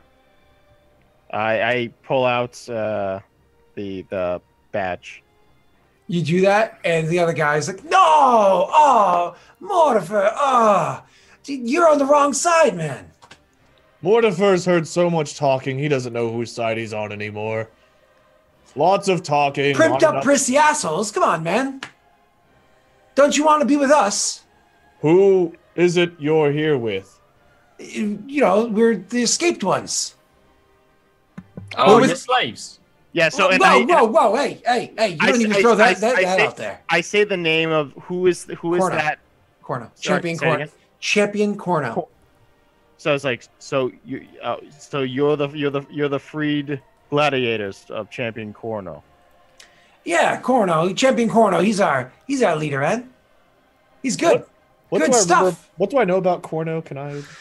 Yes, you rolled this forever ago. You know that he was a gladiator that was doing fairly well. You're pretty sure you would have beat the shit out of him. He was well behind you along the track record, But when everything broke out, he was able to find himself in a position where he's doing way better. Was he someone I would have respected, or someone I would have been like?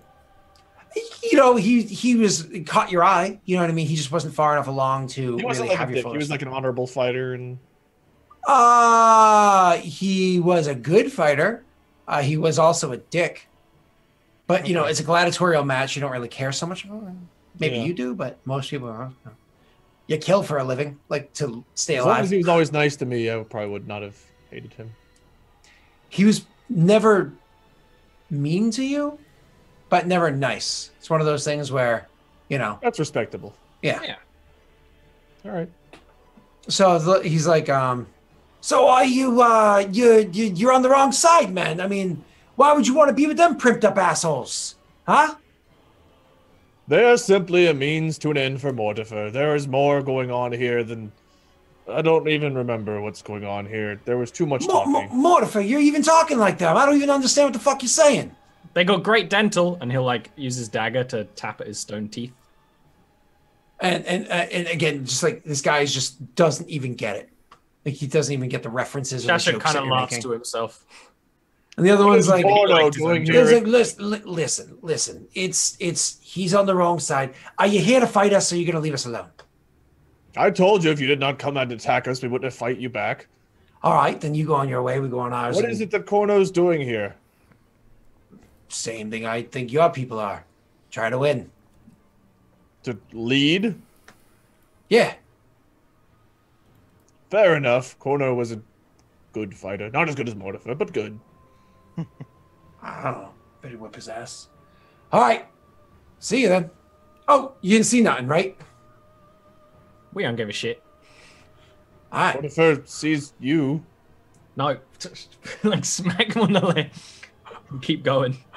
So when you guys run and make your way down the stairs, you can see that there's a dead Templar down there, and they're dragging the corpse through a doorway, and they're like drag it, and there's like a string of blood behind it, but they're like struggling because the guy's actually wearing like some fairly heavy like chitin armor, so they're like struggling to drag him through the doorway. And the sickening crack you heard earlier was him flopping to the ground and smashing his head, because like they just dropped him to come out and see you.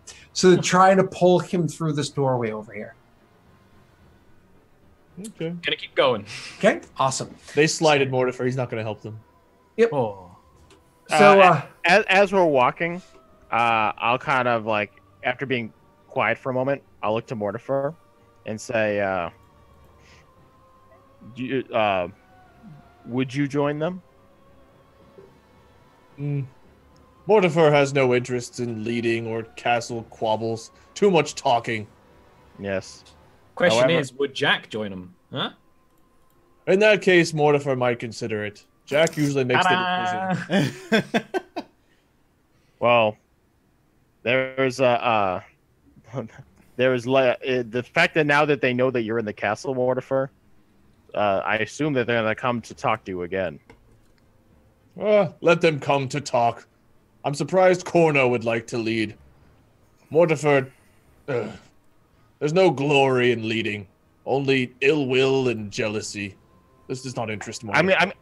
I'm just gonna like I literally take like a few quick steps, which for my character is surprising.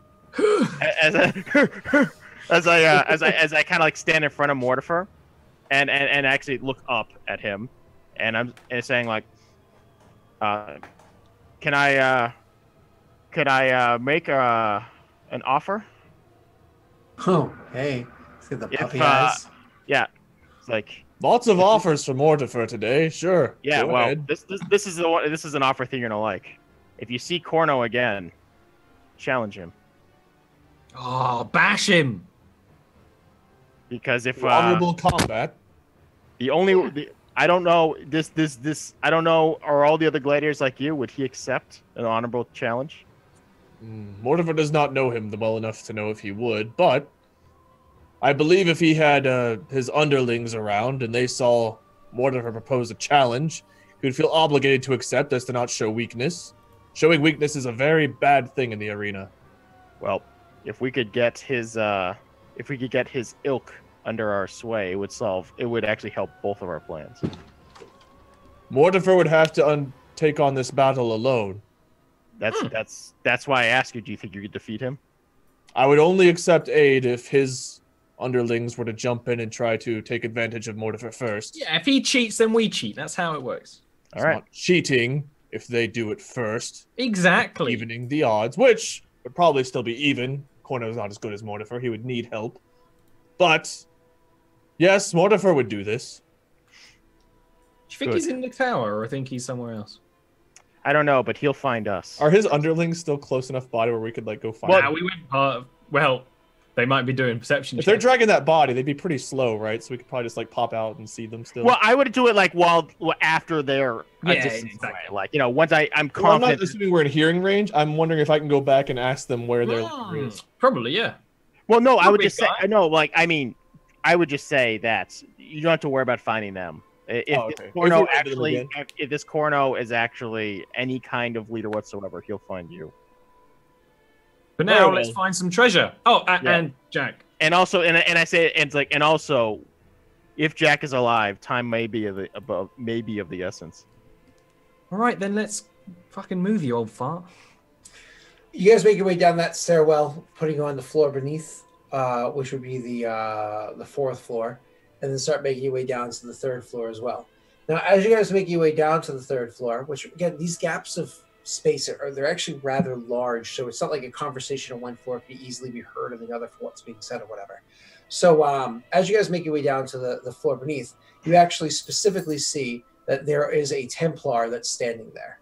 He's actually just standing there, comfortably watching the stairwell that would be going to the next floor beneath, like down, and the stairwell that's going up. So once again, to describe the stairwell, going from the fifth floor to the fourth floor, arched very wide around along the outside to go. Going from the fourth floor to the third floor starts at the inside and wraps around to the outside. So it's intermittently like that going down. So he's standing there in front, kind of like in front of that stairwell, but pulled back so he can see all four staircases before him. And he's watching because you're the only ones around. The three of you make your way down the stairs. He stands there, and as you've seen beforehand, a Templar's very well-practiced, perfectly still stance, just eyes watching you. I give him the up nod. The what? You give him the up nod, and he immediately turns and starts walking towards you. You activated the guard. Before he gets in like range of being able to hear us too well, Mortifer is actually going to make like a wise comment here. Friends, instead of revealing to everyone here that we're with the Calum family, we've already seen Corno's group taking a Templar off. Perhaps we should put more blame on Corno than the family we're going to represent. There's a golden nugget in your brain. Mortifer occasionally thinks without Jack. So he stands there at the base of the stairs as you guys are kind of like getting down to almost at the base of them. And is looking, so there's enough space that you could get on the same landing as him. It's not like one of those, he stands so close to the bottom step that you're now stuck awkwardly standing on the steps themselves. He sits back a bit, and you can see that as he sits there, he starts like taking in the surroundings, checking to make sure there's nobody coming up behind you, there's nobody on like a platform overhead or anything like that would, cause some sort of harm to him. You can see he's extremely alert. His armor is well maintained. His cloak is well kept. Everything about him, how clean shaven he is, the way that his helm kind of falls and comes along his jawline and everything, every part of him looks as though a Templar to the castle that you would have seen 2 months ago, right? So he's standing there before you guys, and he waits until you come up to him. Now, does somebody say something before you get to the bottom of the stairs? Do you wait till you're at the bottom of the stairs? How does this play out? Oh, so he's waiting for us at the bottom of the stairs? Absolutely. He's clearly set to intercept. All right.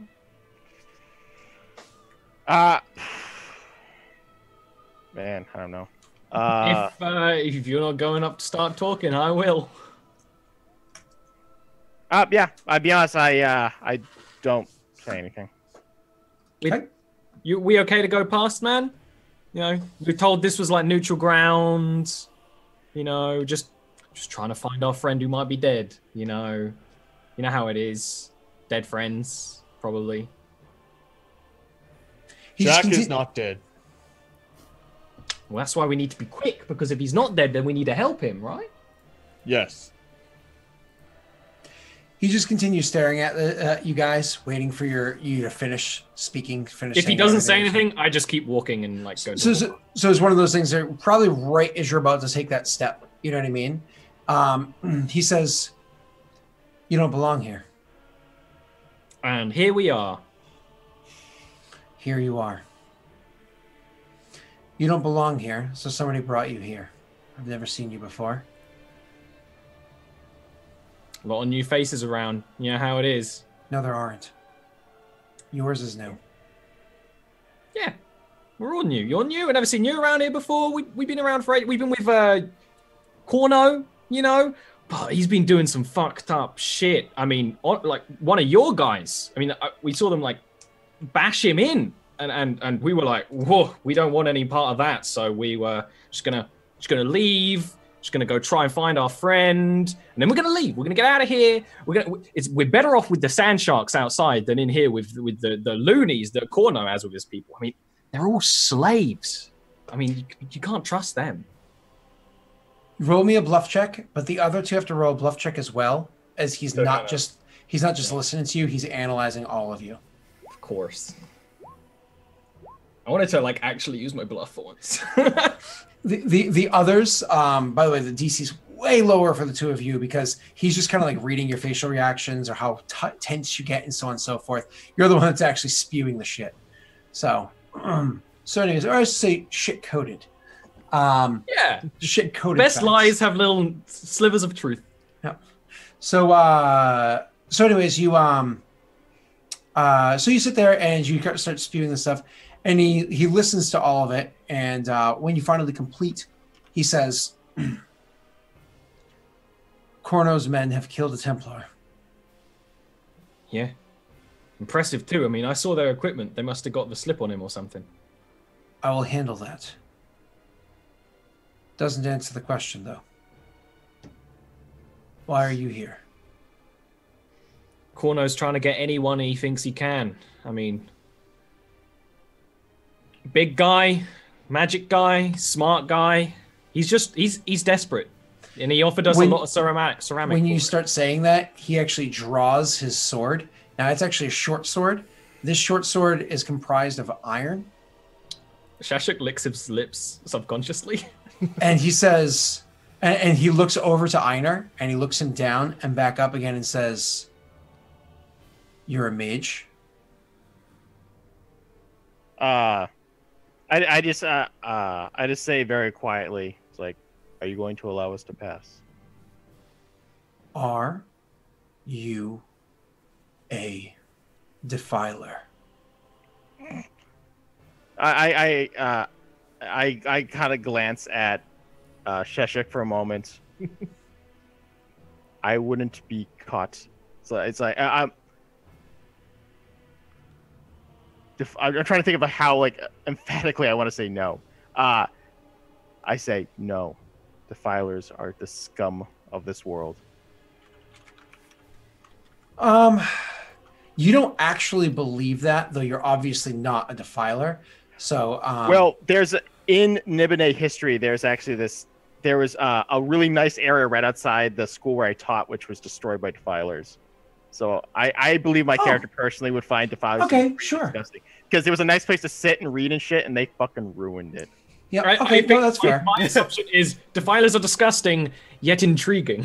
Yeah, Defilers messed up my lawn. I hate them. No. Okay, so That's okay, really that's how fine. it comes across. I had a nice reading spot. Those kids and their textbooks. Edumacation. So you so no, that's fair. So you okay, so he like absorbs your words, and you can see that he has this like piercing gaze. This lingers long enough that I imagine Shashuk's like because like he's like lingering gaze at you. Yeah, Again, it'd be a little bit of like, you heard the man, he's not a defiler. I doesn't know what a defiler is. Einar, you're more than familiar with this like gaze, like because when people tell lies, they can tell them with confidence, but some people's tells happen long after they've told their lie, and so he's like giving this piercing look. But eventually, he will slowly go place the tip of his blade to the sheath and slide the blade back in, and says, I will say, for what it's sake, Scott, you are correct. I don't have that much hate for defilers, so I am overselling my hatred for But it's not. defilers. But with that bit of history, I'm not going to make you make any checks. Okay. So with that, he says, "So not Corno then." No, sorry. He says, "So you work for Corno then?" Turning his attention back to Shashuk. We did. We now consider ourselves free merchants until we get to the door. You're leaving. Hopefully. It's not exactly the... I mean, there's some headspace for this guy, but it's not We're exactly... finding Jack first. Yeah. You might have seen him. Scrawny guy, really white hair, wears like these little pieces of like rock on his face. They're shiny. Glasses. Not seen him. Describe him a little bit further, he says. Oh, well, he Can they get a Nice. sense Do we- motive? Can they get a sense motive? Roll a sense motive. Thank you. Yeah. Please, God. I need to remember to ask for more sense motives. Thank you. Thank you. Oh my God. He's like, yes. Oh, yeah. All right, Shashuk. Guy that you know. So Shashuk, it's so Mortifer with your 17, sorry, and Einar, no, nothing. Mortifer with your 17. 17. You can tell that clearly he just I doesn't see complete. 18 there. Thank you. How you rerolled. So, oh no, I'm terrible. I'm stupid. 18. You don't. You can tell that he's clearly doing like he doesn't trust you guys. Clearly, always fishing for a bit of reasons. Shashuk, you realize something? Yeah, I same time Ollie does. He's like, Yep. oh, they know him. Yep. So he says, old neighborhood describe drug him a little bit further. How do I want to play this? Extremely tall. Slightly overweight. Extremely tight. Very good with I'm battle trying to work action. out where I want to tell the truth, but lie about why we know him. But that's probably not good. Unless I want to fight some Templars, which honestly, Shashuk's a little bit jealous of that tattoo. Oh, Jealous of the tattoo. yeah. It's a rite of passage from being the sort of people he's around. Mortifer wants it too. Yeah. Well, you know, sort of white, sort of blondish hair. You know, I think he might be half elf. You know, kind of like little dark. Wears like this sort of like chitinous armor thing.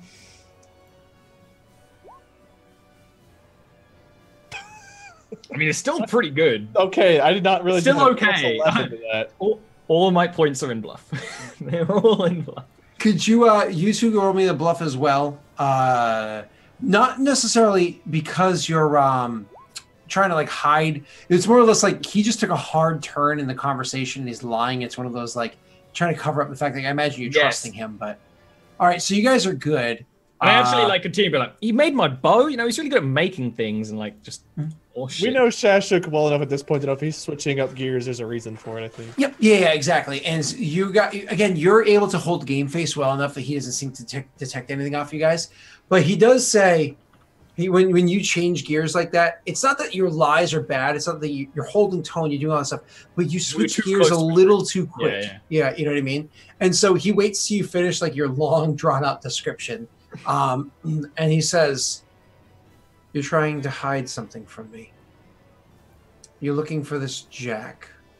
Blonde, bow crafting, short Jack. And then you intend to leave. All right. I'll be honest with you. You got us. Yeah, we're here with Corno, but there's a bounty on that Jack. And we intend to collect it. And that's why we're a bit of an odd group here. This whole reason joining up with Corno is just so we can get in here and get that guy. And you know what? I'm willing to split the profits if you let us go the other way. You know? How much would it be? You know? And then he'll kind of open like a pouch of his bag that is actually just filled with ceramic pieces. Yep. Okay. Bribe the officer moment. This is actually going to be a... you could do this as a diplomacy, or you can do this as a bluff. It's your call. I'm gonna do bluff because it is, it is a lie. Yep. That's actually that 15 was an exceptionally bad bluff for him. Yeah, exactly. I got plus Jesus, plus 27. So 27 after that. So when you switch gears like that, and he listens to everything out, you hold up the thing, and he looks down, and he sees that you're genuinely offering coin, and you've got coin to offer, ceramic pieces to offer. So he says that would be unnecessary. As a matter of fact, trying to bribe a Templar is something that should have your tongue removed. But seeing the number of teeth that have already been taken from your face, I imagine you're not unaccustomed to these laws. So I will let it slide this once. If this is the Jack that I think it is, then I want him to suffer before he dies. Happy hunting, and move on. I will keep going. walk on. And he doesn't like get out of your way. Yeah, he just gotta, like, walk around. Allows you to walk around him. And then when you guys walk past, he'll turn and just watch. And even as you walk past down the next stairwell, he just watches as you walk down the next stairwell. And it's one of those like, you can feel the lingering. And it's very much that like the Templars that you guys have encountered since the city fell were like guys with swords that kind of knew how to use them. This guy carries... Go ahead. This guy carries himself the way that you've always known Templars to before. You know that with his gaze, there is power behind it. When he drew that sword, there was power within it. You know that every word that falls from his mouth has complete surety that he will be able to follow through with any promises or threats that he makes. So, Wade, you're going to ask a question? Yeah, what's the equivalent of discipline in this system? Is there one? Oh, will saves. Will saves, okay. Yeah. For technically for Scions, it's actually auto hypnosis. Oh, okay. You're gonna say something, Dave? Once we're out of earshot, I will lean over and kind of just whisper to Shashuk, and I'll just be like, "Why Corno?" It's like old Morty said, if they're already against Corno, might as well not make them against the people that we actually kind of are slightly working with. I mean, I don't give a fuck, but you do. So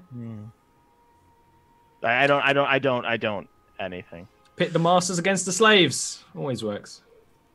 The camera immediately drops through several levels of alabaster and whatnot until it pulls itself into using all the budget on that transition. into a darkened room, and you see it come into focus to probably... I'm gonna be your producer and I'll be like, I don't know about this cut that you wrote into the script, but I don't know what kind of budget you think we have, buddy. We cannot do this shot. All right, so what I'm gonna do is that we're gonna do a little model of the building. Crossbow hits him directly in the throat. He starts gargling in his own blood. I hope that visual is like that. It's a great day to bake a pretty cake. It's like Jack and the halfling cooking together, like wearing little chef hats. That'd be great. I hope that's what we see. There's a half moment. Would Jack eat human to save face with his halfling? We'll Okay. see. There's a half moment of nervousness on Jack's face, I imagine, before he falls into his typical bullshit toothy smile that he always has as you come to realize exactly who and what it is that's standing before you, giving you his slowly widening grin full of sharpened teeth. And what do you say immediately when you see him, or how do you react immediately? I'm probably in a moment of panic and hoping to maybe bring down his guard with a laugh, which is probably not going to work. I kind of like see him. I look in the little space I'm in. I'm like, oh, sorry. Your bed? I'll just and start pulling myself out. So you say that? Actually, do me a favor. Roll me a perception check when you say that. Perception's not really a strong suit. Okay. So you roll a perception check. He doesn't laugh or chuckle or anything that you see, but you are pulling yourself out of the hole. Yep. Okay. Roll me in acrobatics. You're not going to fall on your face, even if you roll a natty 1. It's just a matter of getting out quickly. Hey, of course I roll incredibly well for the most worthless roll. No. You actually get out with speed and grace. Oh, so it's one of those, it's kind of like your character is kind of setting the stage for himself with how quickly he's able to get out. You're clearly showing confidence, right? Because for a moment ago, you looked fucking ridiculous, jam-packed in this tiny little cube, like getting ready to pull yourself up. And so he sees you climb out again pretty quickly and gracefully, standing there now comfortably before him. And he takes a step forward. As he takes that step forward, and there's that torch that was like kind of you had rested in a sconce nearby. The light coming off of it now dances off of a blade that he has by his side. You can see that the blade is made out of obsidian, but you can also see that the blade is very well crafted. Cool. And it's thicker, it has a nice point edge to it, et cetera, et cetera, et cetera. So he takes a half step forward, allowing the light to dance off of the blade for a moment, and looks to you and he's like, "You are here. Why?" I could tell you a giant story about potentially bringing peace to a nation, or a city rather, that's falling apart, or I could just tell you that we're here to steal something. Both would be true. One's just more true than the other. Truths. Truths are always fun. Truths are how you call the masses. I don't care about truths. I care about facts. You're here. Why? To steal something. And you? And I kind of look him up and down. Does he look famished? Does he look like has been maybe down here longer than he should have been? Unfortunately, halflings are so rare. You see them so infrequently that it's very difficult to judge what would be a healthy, sane halfling compared to, oh fuck. Yeah. You know what I mean? It's just how it is, the nature of the creatures. I'll like after I say that, I'll just look him up and down. I'm like, and you? Stuck? Trapped? Former slave freed with nowhere to go? Oh, I go where I want and nobody notices. But then you are here. Do you like it here? I like the fact that you're here. Let's get it on. I am rather riddled with drugs and very little meat. Oh, so you're offering yourself as a meal then? Oh, He takes another step forward. I am like, I take a step back. I was just following your thought patterns and what I know of your people. When you step back, your heel hits the wall, yeah. Of course. Yep. And he's like, well, this is a serving room, and you do look delicious, though I'm sure you've been told that once or twice before.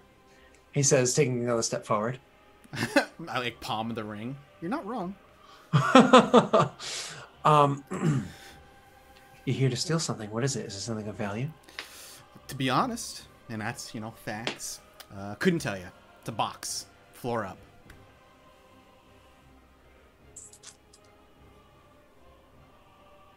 You're not alone. I look around. You're right. You are in this room with me. You think you're cute. It's funny. I've been told. You're not alone. Look at you. You're pathetic. If I came at you, you wouldn't know what to do. Actually, and when he says that, the palmed invisibility potion, glug. So you like glug the potion? It's an extract. Just down it. Awesome. immediately make me a will save. Oh God, a will save. I don't know. And we cut to break. Sure. Will, and we will roll the will save when we get back, everybody. We'll see you in a minute. Goodbye. All right.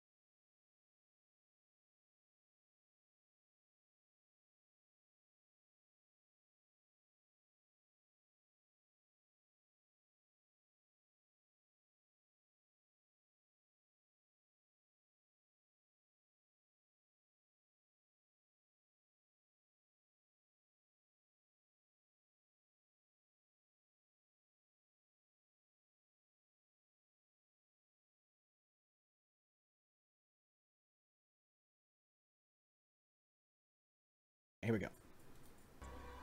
All right, here we go. Final hour. Hi. All right, here we go. Will save. This is going to be dangerous for me specifically. 12. Okay. So you all of a sudden you quaff that potion, and you can see like for roll me for sense motive, Mike. Sense motive. Okay. 16. Okay, so you actually see when you quaff that potion for a moment, he does look like he's not stupid. He's clearly looking at where you were. He hasn't heard footsteps go any direction yet, but he's looking at where you were, but then like blinks and like looks off to the side, not like he's looking for a person, almost like he's starting to look behind him, but then stops and pulls his eyes back forward towards you again. And then you can see a slight smile go across his face as he seems to be satisfied with something. And then he says, so do you do anything other than quaff that potion? No, I don't move yet. He says, is this how you want to go about it? If I talk, does that break invisibility? No, only if you attack, cast spells. Yeah, you can. Yeah, like you can even touch things. Even then, it's not even cast a spell; it's casting an attack spell. Gotcha. I'm just trying to. I think on my feet here, but I used up a good chunk of stuff on the last session or two. I'm curious. I'll just wait. I'll quietly wait for a moment and see what he does. Okay. He'll take another like half step forward and says, I haven't eaten you yet. You don't need to hide. Do you plan on having a conversation with me? I think that's what we were doing. But takes another half step forward. Now he's like, if you had a rapier drawn and pointed, his forehead would be touching the tip of it. Like that's how close he is. Gotcha.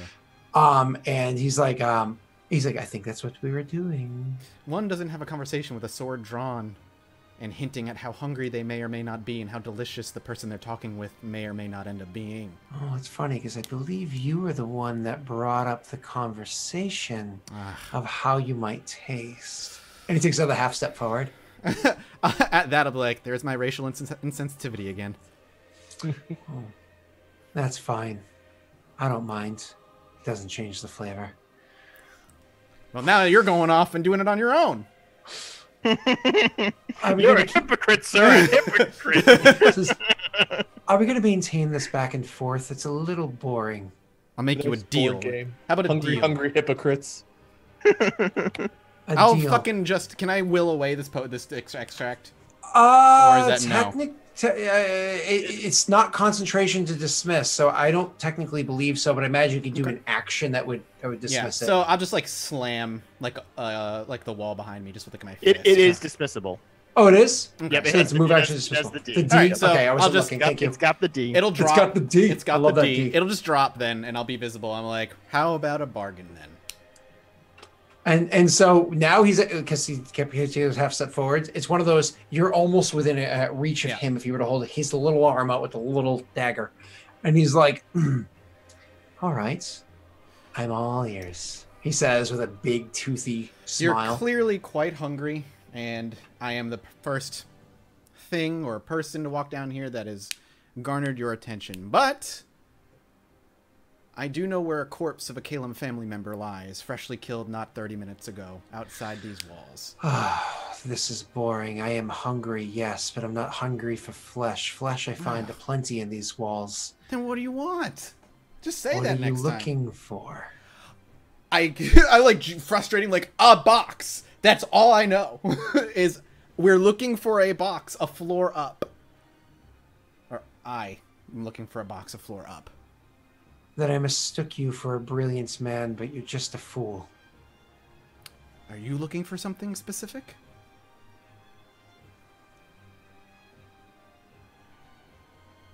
Who are you here with?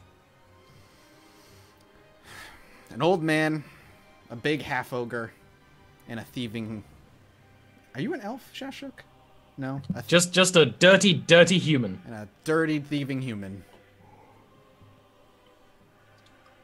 An old man, you say? You want him? Maybe parts of him. You say a The good dirty, bits are all thieving here. human. Yeah. Is he keen? keen meaning, like, is he sharp-witted? That's usually what keen means. God. I have to say, my opinion of you has dropped considerably since I watched you walk through these halls. Well, I fell a few stories and I knocked my head pretty hard. I'm a little bit distressed right now. Excuses don't make it any better. And you have what? What do you care who I'm traveling with? What is all this talk going to do for you anyway? You have me up against the wall. Gut me if you'd like. Doesn't get you anything that you want. Perhaps other than a meal. If I don't cut you, however, you can keep spilling those guts anyways. If I don't cut you, you can keep spilling those guts anyways. Well, then, I guess I'm not going to spill my guts and you can just gut me then. We're having such a pleasant conversation. Does it have to turn to torture? I still don't know what you want. We both know that the half-giant doesn't know anything. They're all stupid. Jack doesn't say anything. So that leaves you with the dirty, thieving human or the old man. One of them knows something. Which is it? Oh, I think they both know things.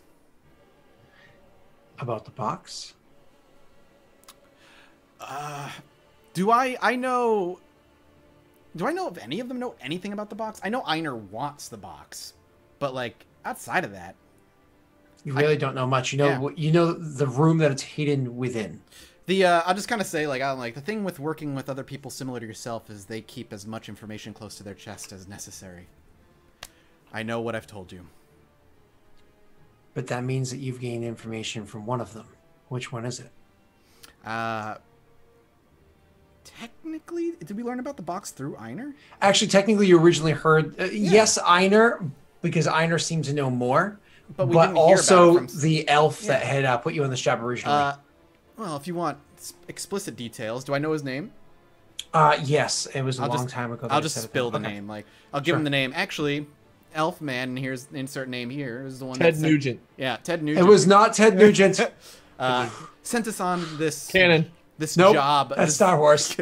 This job to go attain the box. So if you want information, it's going to come from him.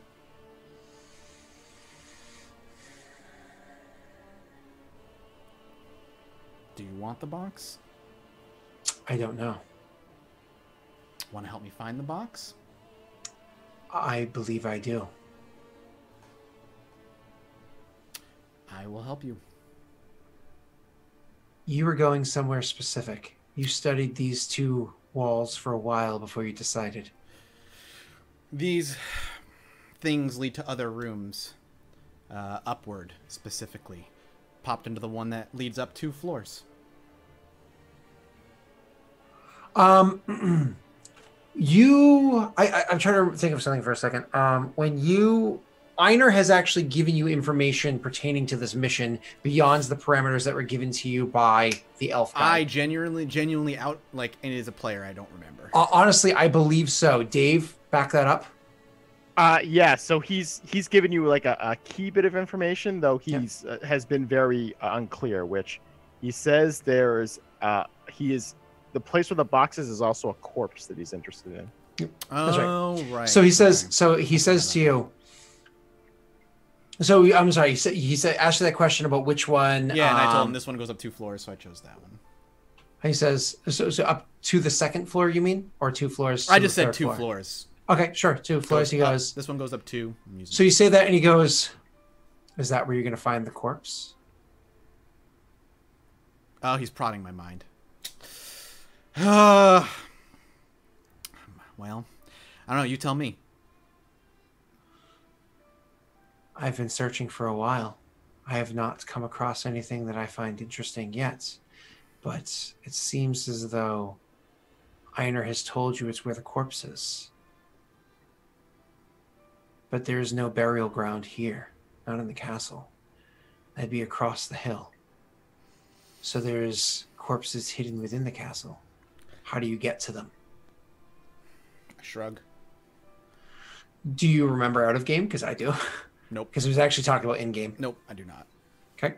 Einar had also told you that it's the corpses are hidden in the place, like more or less an old vault. Gotcha. So he asked how to get to the corpses. Can I actively make my surface slots stop something else, or is it just failure is failure? Absolutely, you can. Yeah. So it's one of those things where instantly it would come to, like, you realize that you've come to the conclusion that, oh shit, he's prodding my thoughts. Yeah. So you're like, as soon as he says something else that's prompting, you can try to hide it. So the way that you're going to be able to try to hide that is with a bluff check. Okay. Well, hold on. Actually, that's not necessarily true. Okay. You're trying to hide it. What are you trying to hide it with? Are you trying to like turn the thoughts? Or are you trying to just actively think white, of the false white thoughts? Noise, like cockaballs. You know what I mean? Like, are you trying to like? And his question was what again? I apologize. He says there are no corpses in this building. They're all hidden across King's Hill. So that means, so how do you get to the corpse, more or less? But we don't know how to get to the corpse. You know that it's inside of a vault. Okay, Yeah, I know it's I inside of a told you vault. that. Gotcha. Correct. Picture him naked. Yeah, I don't know. I really want to fucking start that. Can I actively picture a vault under the silt? Yeah. So you're trying to turn thoughts then. Turn thoughts into a lie, more or less. Sure. Roll me a bluff check. Beneath the silt sand ocean. 27. Oh, Jesus Christ. Whoa! Ollie. He goes, so he says, so after a moment, he says, so you think about it, he doesn't say anything. When I think about it, though, I actively speak a different lie completely. Okay, you're going to have to roll me an intelligence check to pull that off, because you're more or less thinking and speaking two separate things. Okay. The character's smart, so you should actually be able to succeed, but I still have to have your roll. Yeah, I mean, it depends on the roll. 20. Yeah. Hey. There you go. So just it's basically to sell the bluff even more. Basically, the idea of like I'm saying what I hope he presumes is a lie. Well, what he pulls from my mind is what he presumes is the truth. Fact of the matter is they're both lies. Yeah. You're telling a less subtle lie. Option D. Yeah. And I'll just say something along the lines of the corpse can only be obtained through the ring that the leader of the Templars in this castle hold. So he listens to what you says and says, well then, it seems as though maybe we need to go through the leader of the Templar. And what were you going to say? You said end? You can roll me a sense motive. Okay. 10. Well, whatever you assume is what you assume. Okay. I kind of, good lord. I kind of like gesture to the thing behind me, the dumbwaiter. Like, well, I stumbled into this area and I see only so far one way up. Unless you know a better way. Kind of like side glance to the dumbwaiter. To the third floor, there are several ways. I do have to admit, though, that is my favored form of transit. People that are in this castle right now either do not remember or never knew that these existed. It's an easy way up and down without them ever knowing. You think there's enough room in there for the two of us? Hell no. Are you so sure? Yes. Maybe we can skim a little off the top then?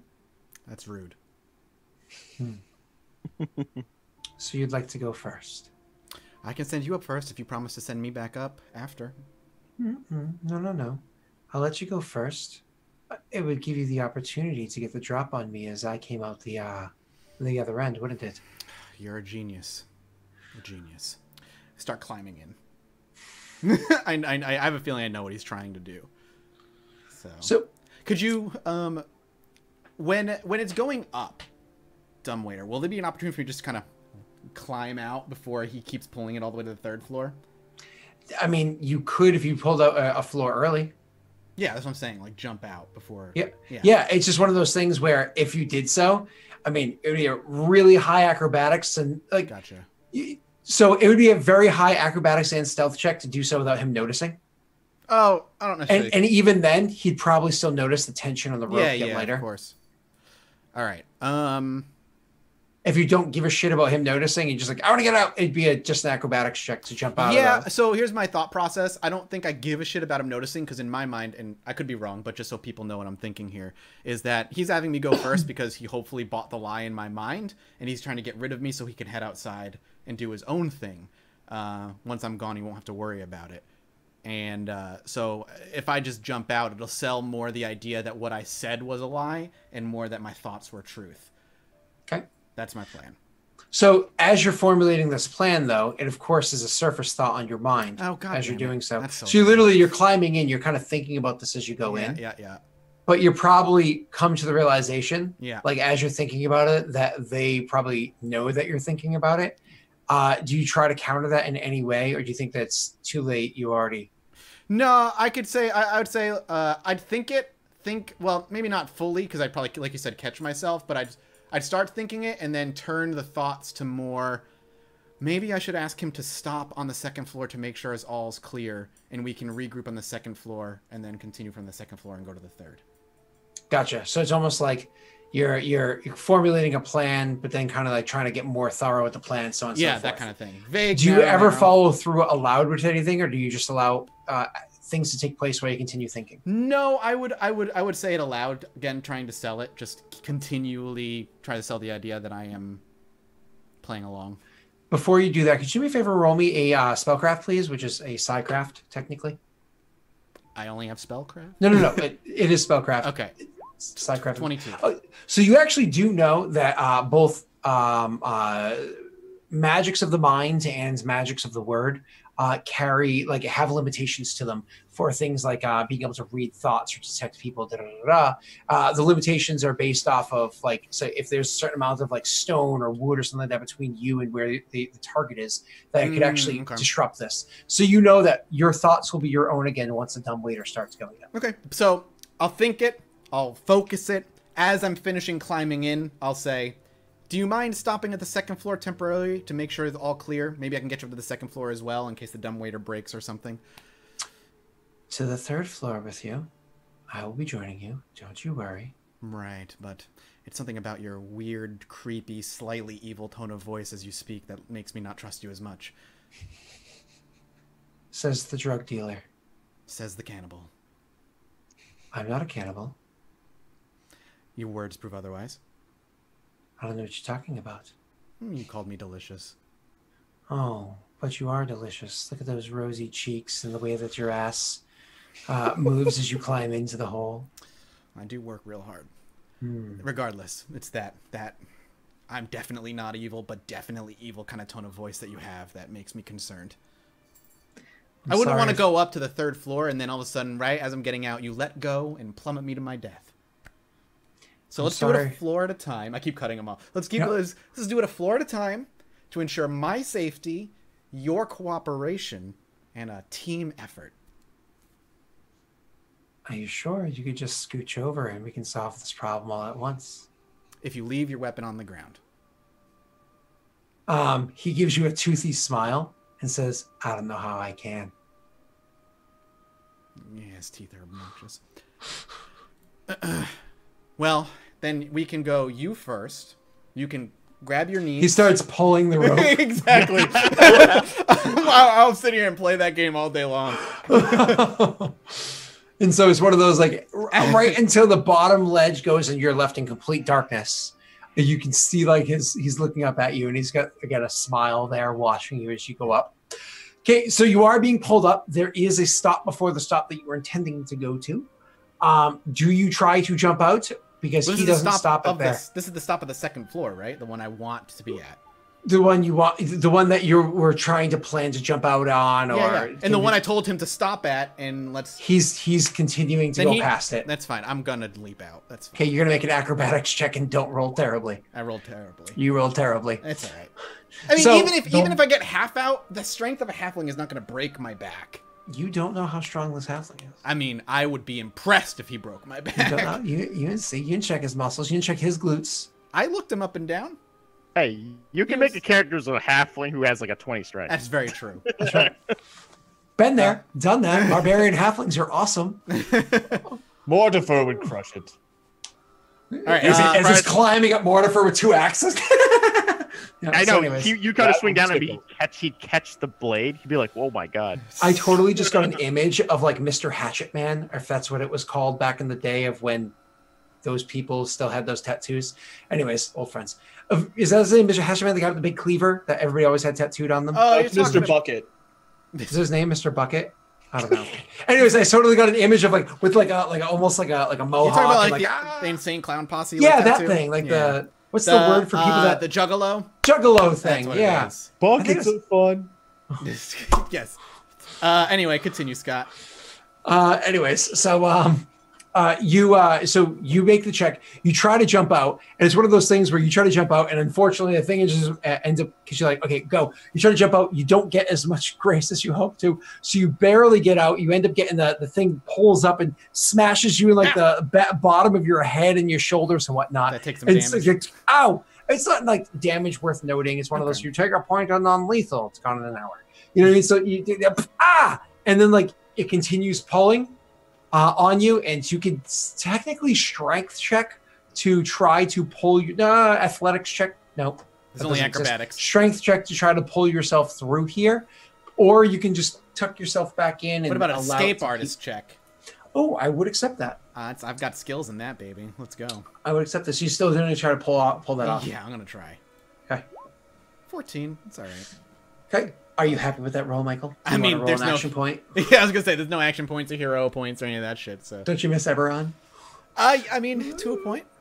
So anyways, you with your 14 escape artist, you're able to get yourself mostly out of the thing as it's going up. But once again, this time it like pulls again on you as you're trying to slip out of there, and it ends up causing you to like flop forward and smack onto the ground. So you do get out. Your foot's stuck up there for a second. You're eventually able to pull it out. Roll me a dexterity check. Okay, so unfortunately, as you fall out making a ton of noise, your foot got stuck. You pull your foot out, leaving behind a boot. You try to jump to your feet to grab that boot before the thing is pulled above once more. But unfortunately, the thing goes up too quickly, and you're now missing one boot. You've made a lot of noise collapsing into the ground right here. Pulling the camera out to the others that have just come onto the third floor. On the third floor, you're down here, and you see nobody's on the third floor whatsoever at all. As a matter of fact, it seems like it's pretty clean landing, not an issue. You keep walking, and you make your way down to the second floor. As you guys are approaching the second floor, could you please roll me perception checks? Always a good sign. Hopefully, we're It's just always perceiving a the good beautiful Baroque buttresses. That 20 just trolled. Story of my life. So anyways, you Told you, man, not good at it. you are walking down, and what you actually hear is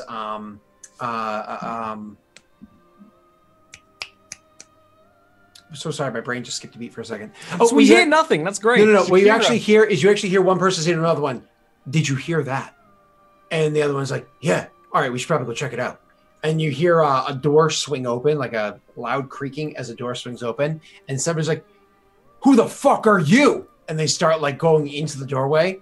Mike, on the other hand, the door to this chamber that you're in, which is the dining area, swung open, and you see a guard that's wearing some nice greenish color armor and whatnot on them, comes walking in saying, "Who the fuck are you?"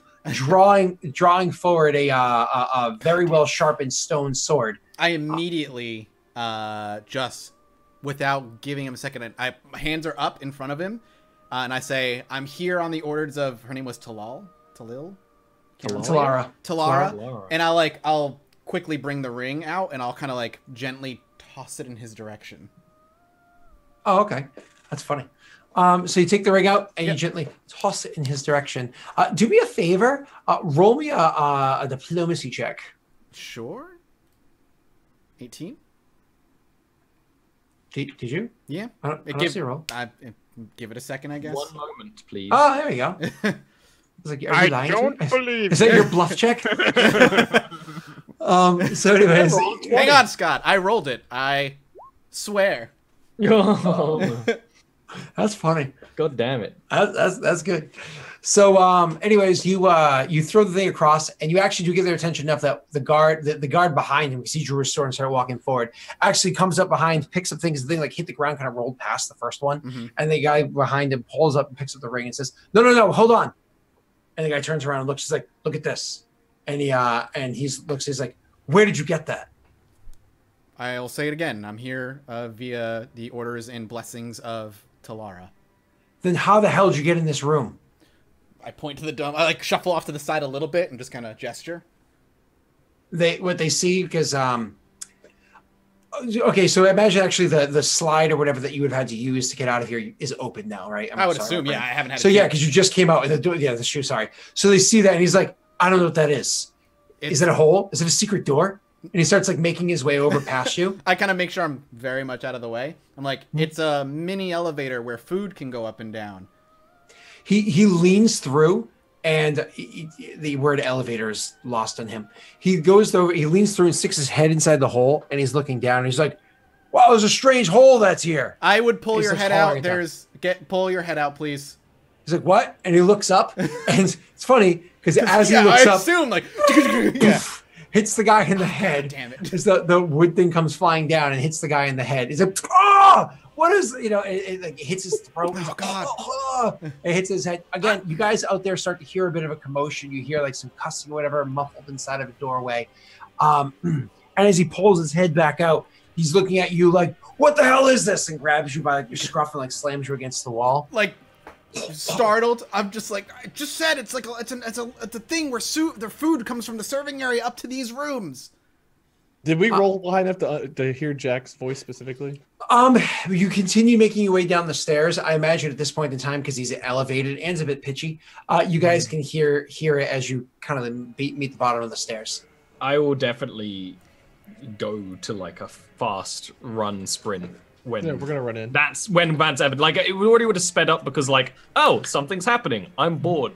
But then when you realize it's Jack, like, we're gonna pull out our sunglasses and we're gonna hold up our badges. I got swords out. Vegan police. So, you got to do the dramatic pull off the sunglasses and yeah. Exactly. So you come rushing in, and obviously before you even get into the doorway, you can see one of the people inside the doorway, Sheshik, and you can see that clearly it is somebody that has the greens. But you rushing in, do you do so like swiftly and silently, or do you just come running in full fledged? I want to get that. We go in and it looks like he got served. Yeah. That was a good one. That was Loud. the reference. Right, man. Yeah, I know. But you did it better. So Exactly. Upstaged, but That was also a performance check of a recycled joke. 5 versus a 20. Yeah.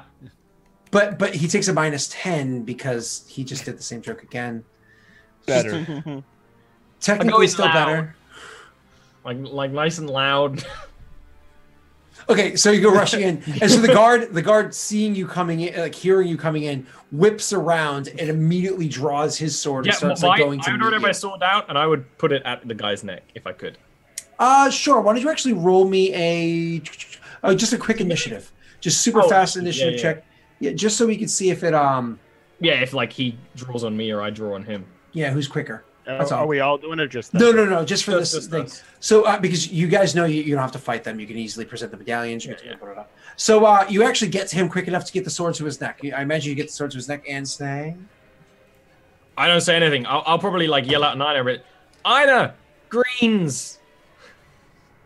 I come in with like completely inappropriately, like without the proper like energy. I just kind of like come in tapping my umbrella on the ground, and I just hold up the badge, and he says, "It's like no need for violence. We're all on the same side here." the other one that was over slamming Jack against the wall was like watching you guys coming in, watching that whole thing happening, trying to get his sword like trained up on Jack. Jack's seeing that he's not really paying attention because he was looking behind. So if you needed to, you could have slipped out of the way. So you were in danger, but not as much. Mortifer, I imagine you also moved up quickly. So it was one of those things where he did that. Sword to his throat. If I thought there was violence, I'd take off running. Exactly. So I imagine Sheshik with the sword in his throat, and any bluster he may have had to, okay, I'll take this guy. All of a sudden he sees like, a torso and like hips through the doorway, but can't see the head. And, from like the angling or whatever, he's like, And then Einar steps in front of you, like, oh, no need to fight here. It's okay. And We got a warrant. and so he even though he has his sword up, he throws his hands in the air, not letting go of his sword, but puts his hands up and says, all right, we can talk. All right, we can talk. And takes a couple steps back. Put me down. And the other one also will let go of your shirt, but not in a gentle way. One of those. Oh yeah, of course. When he puts me down, I straighten my stuff out. Like, ah, god damn, this place sucks. We've actually had a very pleasant stay so far. Well, I look up, finally see Shashuk and the legs of Mortifer and Einar around in the corner. I'm like, well, he looks fucked up, guys. I was like, good to see you. So you did survive the fall. Good for you. Ever so barely. And then I almost survived, and I look at the dumbwaiter and like, a very hungry halfling. Hungry. There's a halfling here? Yeah, down in the first floor. He's looking for things and to eat and rob. He looks to the other guard, the one that was over by Shashuk, and says, call a team, we need to exterminate it. Just so you know, he's got a dagger, some sharp teeth, and some mind powers. He nods, like, understanding, nods back at the other guy to take the information, and he goes running out and up the stairs. Mortifer would help. I'll walk up to Jack and then actually like look past him and be like, is that a dumbwaiter? Aptly named. Huh, how quaint. Haven't seen one of these in many a year. Good. You also notice at this point when you're like looking at it, and I imagine because the fact that your back is crooked and so that you often have to look down because you're just an old man. You notice that Jack has one shoe. Well, I mean, he fell like 60 feet. All he lost was a shoe. I mean, according to the internet, that means he's dead. But yeah, I wouldn't pay special attention that he's missing a shoe. Actually, now that I assume I would remember. Can I just start pulling the dumbwaiter up instantly afterward? Yeah. So you start pulling the dumbwaiter up. It's actually pretty easy to pull the thing up. It actually goes pretty quickly. And my shoe missing. No, the rope was cut. Yeah. Honestly, was gonna do that myself after I got what I needed, but I have a feeling he was gonna get me to the third floor and just go and just end me, asshole. You don't think that when it went down beforehand, if this thing was cut with only the weight of a shoe in it and the weight of itself, you don't think that would have been enough to smash this guy in the back of the head as hard as it did? You think it was probably pulled to do that? Oh, really? Okay. Yeah. Gotcha. Dick. What a dick. But I look into the three of them like, I'm glad to see you guys are fine. I would have loved him to still be on it. You just pull it up and he's like, no, that would be a lie. I was gonna say I'm surprised the way you greeted a couple of Calum soldiers with a sword to the throat, but it's the way of this place, as we have found. Mortifer's allowed to kill everyone else, not Calum. Who are the four of you? This is the one that was just roughing up Jack. We are here on behest of not only Talara and her, I can't remember the head sister name, but I'll say her name. And then, as well as Leviathan the Calm, with hopes of establishing peace talks within the castle to bring some semblance of order. To bring hopefully some sense of order back to this city. Oh, you're an awfully interesting bunch. Looking group of diplomats. Yeah, well, when the only way to get into this castle is to brave a tunnel full of sand sharks and silt and potential shadows, you don't send those who have never seen a day in the field before. He nods, genuinely appreciatively, and his whole tone to you over the course of the last minute or so has completely changed. He actually seems to be kind of friendly, he seems open to, not friendly. He seems open to you, as before is very guarded and gruff. He's like, well, that's a fair point. So the four of you are here to speak with who first? Did we get? I have it written down somewhere. Let me look. I've written this down like 5 times. I keep finding it. Where's my Dark Sun notes? Notes? No. Who writes notes? No, called Daniel. I want to see just like you going through a bunch of napkins. Right. It's close, man. It's not Surkesh. It's like written on like a Olin brown cattle. paper bag. These are Mass Effect notes. While we assume I say the name and he looks for the name itself, I also Are you referring to the Templar, Ollie? The no, lead we don't want the Templar. Templar. Yeah, No. Great Vizier Nanda Mirabelle. That's the lead Templar. Yeah, That's not who we want to talk to, right? that's the person in the floor we want to talk to, who owns the area of the. Correct. Oh, okay. Then So So actually, you guys are actually on the Templar floor right now because this is the second floor. okay. I would say outside the city walls, the Calum family and the Templars have joined forces, and we're here to talk with the head of the Templar as well. Well, just so you know, this one room right here, which honestly, we didn't think had any value. It was an old serving room. This one room right here is the only room on the entire floor that is not controlled by the Templars. It's neutral territory, just like, and he gestures out towards the doorway over there, so out into like the stairwell, just like out there. This is where meetings are supposed to happen if meetings are going to happen. So if you go anywhere else on this floor, you're in Templar territory, and they don't like it. Noted. We met a Templar. He did not seem very friendly. Well, to meet a Templar and survive is one thing. To Jack and I have both survived Templars. Yeah. Yes, we have Mortifer. Mm-hmm. when you say that, he actually checks the back of Mortifer's hands. He looks at Mortifer's hands quickly, and then looks down to Jack's hands. They've got gloves on. But it shines through the gloves. Does it? Fuck! Yes, of course. We said Does it this still forever ago. shine? Yeah. God damn it! Oh, 'Cause- what the fuck? Because the magic is from before. Yeah, but I thought it all went away. God. All right, then I'll just like. When he looks at Mortifer's hand, he's gonna be like, "Mortifer This- did not get a tattoo." Reminds me when you put that in another campaign. You put that tattoo on me. That may be an enemy of books, and it shined through everything. It just ruined my It's the fucking same day. spell, actually. It's the Great. same spell. I- It's the mark of the vigilance or whatever it's called. With a frustrated look on my face, I just kind of like half-assedly like raise my hand. It's like, well, that should make conversations with them very interesting. It certainly has so far. They Well- did not like it when I brought up Jack's name. You're here to serve the Calum family, as am I. Is there anything I can do for you right now?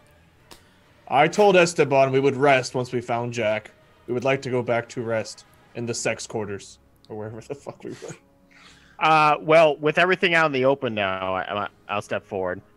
So if we're gonna get back up to the Calum house, we have to pass through a guard. We have to pass through a Templar who seems to know Jack. And we could actually. I say that with a low voice as I kind of like as I lock eyes with Jack to see if he knows what I'm talking about. Yeah, I mean, like, I just like, look, if we're gonna do diplomatic meetings and shit like this, has to be all on the table. Yes, prior to the fall of the Sorceress Queen, I did kill a Templar, but it was in self-defense, not. That's impressive. Yeah, well, it wasn't.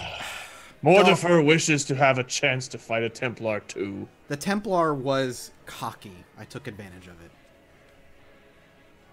It's still impressive. Jack does not boast as he should. Not when it gets you killed, Mortifer. Jack still stands, as does Mortifer. Mostly thanks to Mortifer. Mortifer accepts this. Regardless, it's caused tension. Even with those that we've allied with, there are those who do not like me.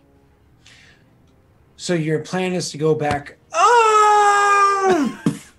You hear somebody as they fall down the huge entryway and cracks the ground 1 floor below where you are to his death. Great. Upstairs. And then he slowly makes his way to the doorway, as I imagine others do as well. But the closest one out there would be Shushik. Do I get my ring back? Yeah, you could easily. Yeah, Okay. The other guy would have, before he ran off. I just want to make sure they didn't tossed like it back or whatever. pocket Yeah, it or yeah. something. No. Do you, Shashik, do you go out and look? I give it the old peek. Okay, so you take a couple steps out or whatever and look up. And you hear the sound of combat going on a couple floors up. Is it swords on swords? Yeah, you hear the sound of metal on metal, some occasional broken glass or whatever. Looking down, you see that the body down below is clearly that of one of the 2 men that you had met earlier that worked for Corner. Uh-huh. When I'll kind of like motion to the 2 Calum people who are still here and be like, should probably deal with that. There's only one left. The other one ran up earlier. I'll one went after the. I'll look to the rest of them and be like, Well, maybe this is going to occupy that other Templar. Let us get upstairs easier. No, actually, that's not how it would work. If what's going on up there is them fighting with one another, it's not safe. They would see any others approaching the area as being an aid to the other. If they don't know who you are, they're going to assume you're an aid to the other, and you would be an open target as well. So more combat. Yes, it's a lot of combats, and alliances are always shifting. Your best bet is to stay down here. Sure. I mean, the second floor seems pretty safe. At least this room. Do you want to head out and take care of business and come back? I'm concerned that's the one that I had sent to handle the halfling is not going to be able to make it. Wait, the one that went handle the halfling went upstairs? He went upstairs to get reinforcements from... Oh, he needed reinforcements for that guy? He went to go grab a whole team of people to hunt for the halfling. Okay. So, anyways, he's like, unfortunately, I don't think he's going to be able to make it, and I'm not going to go and do that trek until I know that it's safe to do so myself. Fair enough. If only we had another means to get up there, but unfortunately, this is the only one we have. Do you need a scout? No, I think we just need to... You have a job. You need to press on with it. But if you could get up there without being seen, would you take that opportunity? If I can provide you the means of... Yes, I understand what you're saying. I'm a little baffled with how that might be, but I understand what you're saying. I'd take the opportunity because the word needs to be sent to... I'm hearing a lot of... Yeah, I'm hearing a lot of white noise or something. Oh, hang on, it might be me. Sorry. So he says, I need to get the word to Esteban.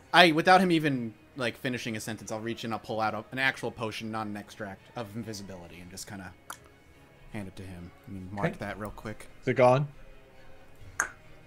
Mm. I must have bumped the wire. No problem. So he looks down and sees that his hands are no longer there, and he says, "Is this magic? Is this defilement?" It's science. I don't know what that is. Not but magic. If it's not magic, then I'd be fine. It's not magic. You have a few minutes. I best not waste them then. Agreed. I'm sorry for how we met, he says, and you feel like a hand on your shoulder. I just and say, he becomes visible again. Oh, I just say, be safe, and if you do anything aggressive, the invisibility will drop early. So do not fight my way up, but rather take to the shadows. Yes. You hear him nod, and then he turns and you can hear his footsteps walk out of the room. Cool. Once he's out of our earshot, I look around to the three of you. Okay, let's go find that room. Tomb hunting time. Mortimer would have liked a meal in that nice place. The paintings that Shashok admired. Do we know where the room is from this room because we saw the building layout prior? Actually, Einar can show you that, which we will worry about next session, of course. Cool. So, two things I want to get cleared up first. First, in this world, I mean, typically, alchemists are technically arcane casters. So, in this world, is it pure alchemy? So it's not pure alchemy. It's alchemy with magic infused into it. But just like how bards are not seen in most worlds as being arcane or divine, they're seen as just having this kind of like innate magic that they put into their music. It's the same idea with this. It's because there are no bards in this world. There's Ephesian bards, which is alchemists. So technically it is magic, but it's neither defilements nor what's the other one? The one that preservation is magic. It's just a bit of basic, like very low level magic infused into chemical reactions. So I was gonna say, when I make potions, I don't sap energy from the earth or any of that stuff. No, right? nothing like that. I imagine Jack doesn't even know it's magic, but sees it as science. Imagine if he had a potion that could act like a fireball. Right. It would be an actual like a very powerful chemical concoction, a chemical reaction happening with magic to exasperate. I imagine Jack sees magic as just, I think it's a common phrase out even in real life, but he probably sees magic as science not figured out yet. So the other thing is, which I would say in game is, I am I don't even know how to describe it. My ability to focus is diminished. I need to rest. I used up a lot of my power to get us through that, to get us to the castle. That seems like a great issue to deal with next time. Well, but I mean, are we going to rest now? I think that's a decision we should make, but right now. Scott already said it's the end of the session. Okay. And if we don't do that, it never happens. Agreed. So 4 more 6 in the hours? morning. 4 more I think hours? that we should talk about resting. I'm with Einar on this. I think this should be our last decision. Are we going to rest first? I say. So what the decision? Let's assume you choose to rest. It's you're choosing to try to rest. Choosing to try to rest. Aren't we on Because neutral it's not ground right now? because it's not like a video game where you click a button and it just happens. And right? there's fighting going on, which means it's more than just a simple decision, which is why Is we this technically do it at the neutral start ground? next. The Calum guard, so this was like either their territory or it was neutral ground. This is right? technically neutral ground, the room that you're in, but that does not mean that a rest will go uninhibited. Right. Yeah, Halflings that's and probably a dumbwaiters better place and to stuff. rest. It's just that I am not in great. Is there such thing as short rest in this, or No. only... No. No. All right. Well, So you guys can choose to rest, but it would be choosing to try to pull I'd off say that it'd be rest. I would say I would want a little more time to decide, only because I would want to talk to Einar about how close the room is, how much time it would Yeah, take to and get all there. those details will come next Okay, time. fair Exactly. enough. Fair So enough. why don't we go with Ollie? Who are you? How can we find you? Why do we care? I'm Ollie. I'm very tired because the sun has risen, because it's 6 a.m. in the UK. You can find me at Twitch and Twitter at OllieRant, where I do D&D paintings and illustrations from my homebrew world of Yavaskir, which you can see on Sundays at 12 midnight. I don't know if it's AM or PM at that point, so I just say midnight, where I just started a new show about monster hunters, and it's great. And I also run Stars Went Number on Wednesdays, and I'm playing No Man's Sky all the other days because space. Did you mention your game on Sundays? Did I miss that? I Yeah, literally yeah. started off the Okay, game I'm on sorry. Sundays. Well, I knew I scotted, so I wasn't sure. New game on Sundays. Okay, cool. Thanks. Check it out. No Scott, so it's good. Do you want me to change my schedule around? I to be able to come to deliberately planned it around the day Scott can't do it. that? Yes, Although you did. someone in my YouTube said that they really wish you were on it, so you know Aw. what? Loves you out there. Scott's alternate account. right, right. It was Brittany, and then she deleted it after tonight. No, Wade, she wants to be busy longer. Oh, me? I'm Wade, Lord Minion777 on YouTube, Minion777 on Twitch. I am not sponsored by Frosty, but if they'd like to sponsor me, I've been drinking their beverages all night, so call me. 1-800-WADE. or 1-800 Lost I Initiative. knew that was your number. I just gotta- You know. I'll be here every Wednesday on Lost Initiative for Star Wars, and every other Thursday for Dark Sun. Sweet. What's happening? Oh, sorry, I was 1-800 I am Wade is 7 digits. That could work. Well, Yes. I'm special. I just get one number. It's just 4 digits. There you 1-800 go. Wade. Done. Okay. Yeah, I play video games badly, and I don't know. I do other weird stuff. Pretty much. Let's continue, Scott. Who's next? You took control. Keep the reins, bud. Then you, Michael. Mathis games everywhere. Next.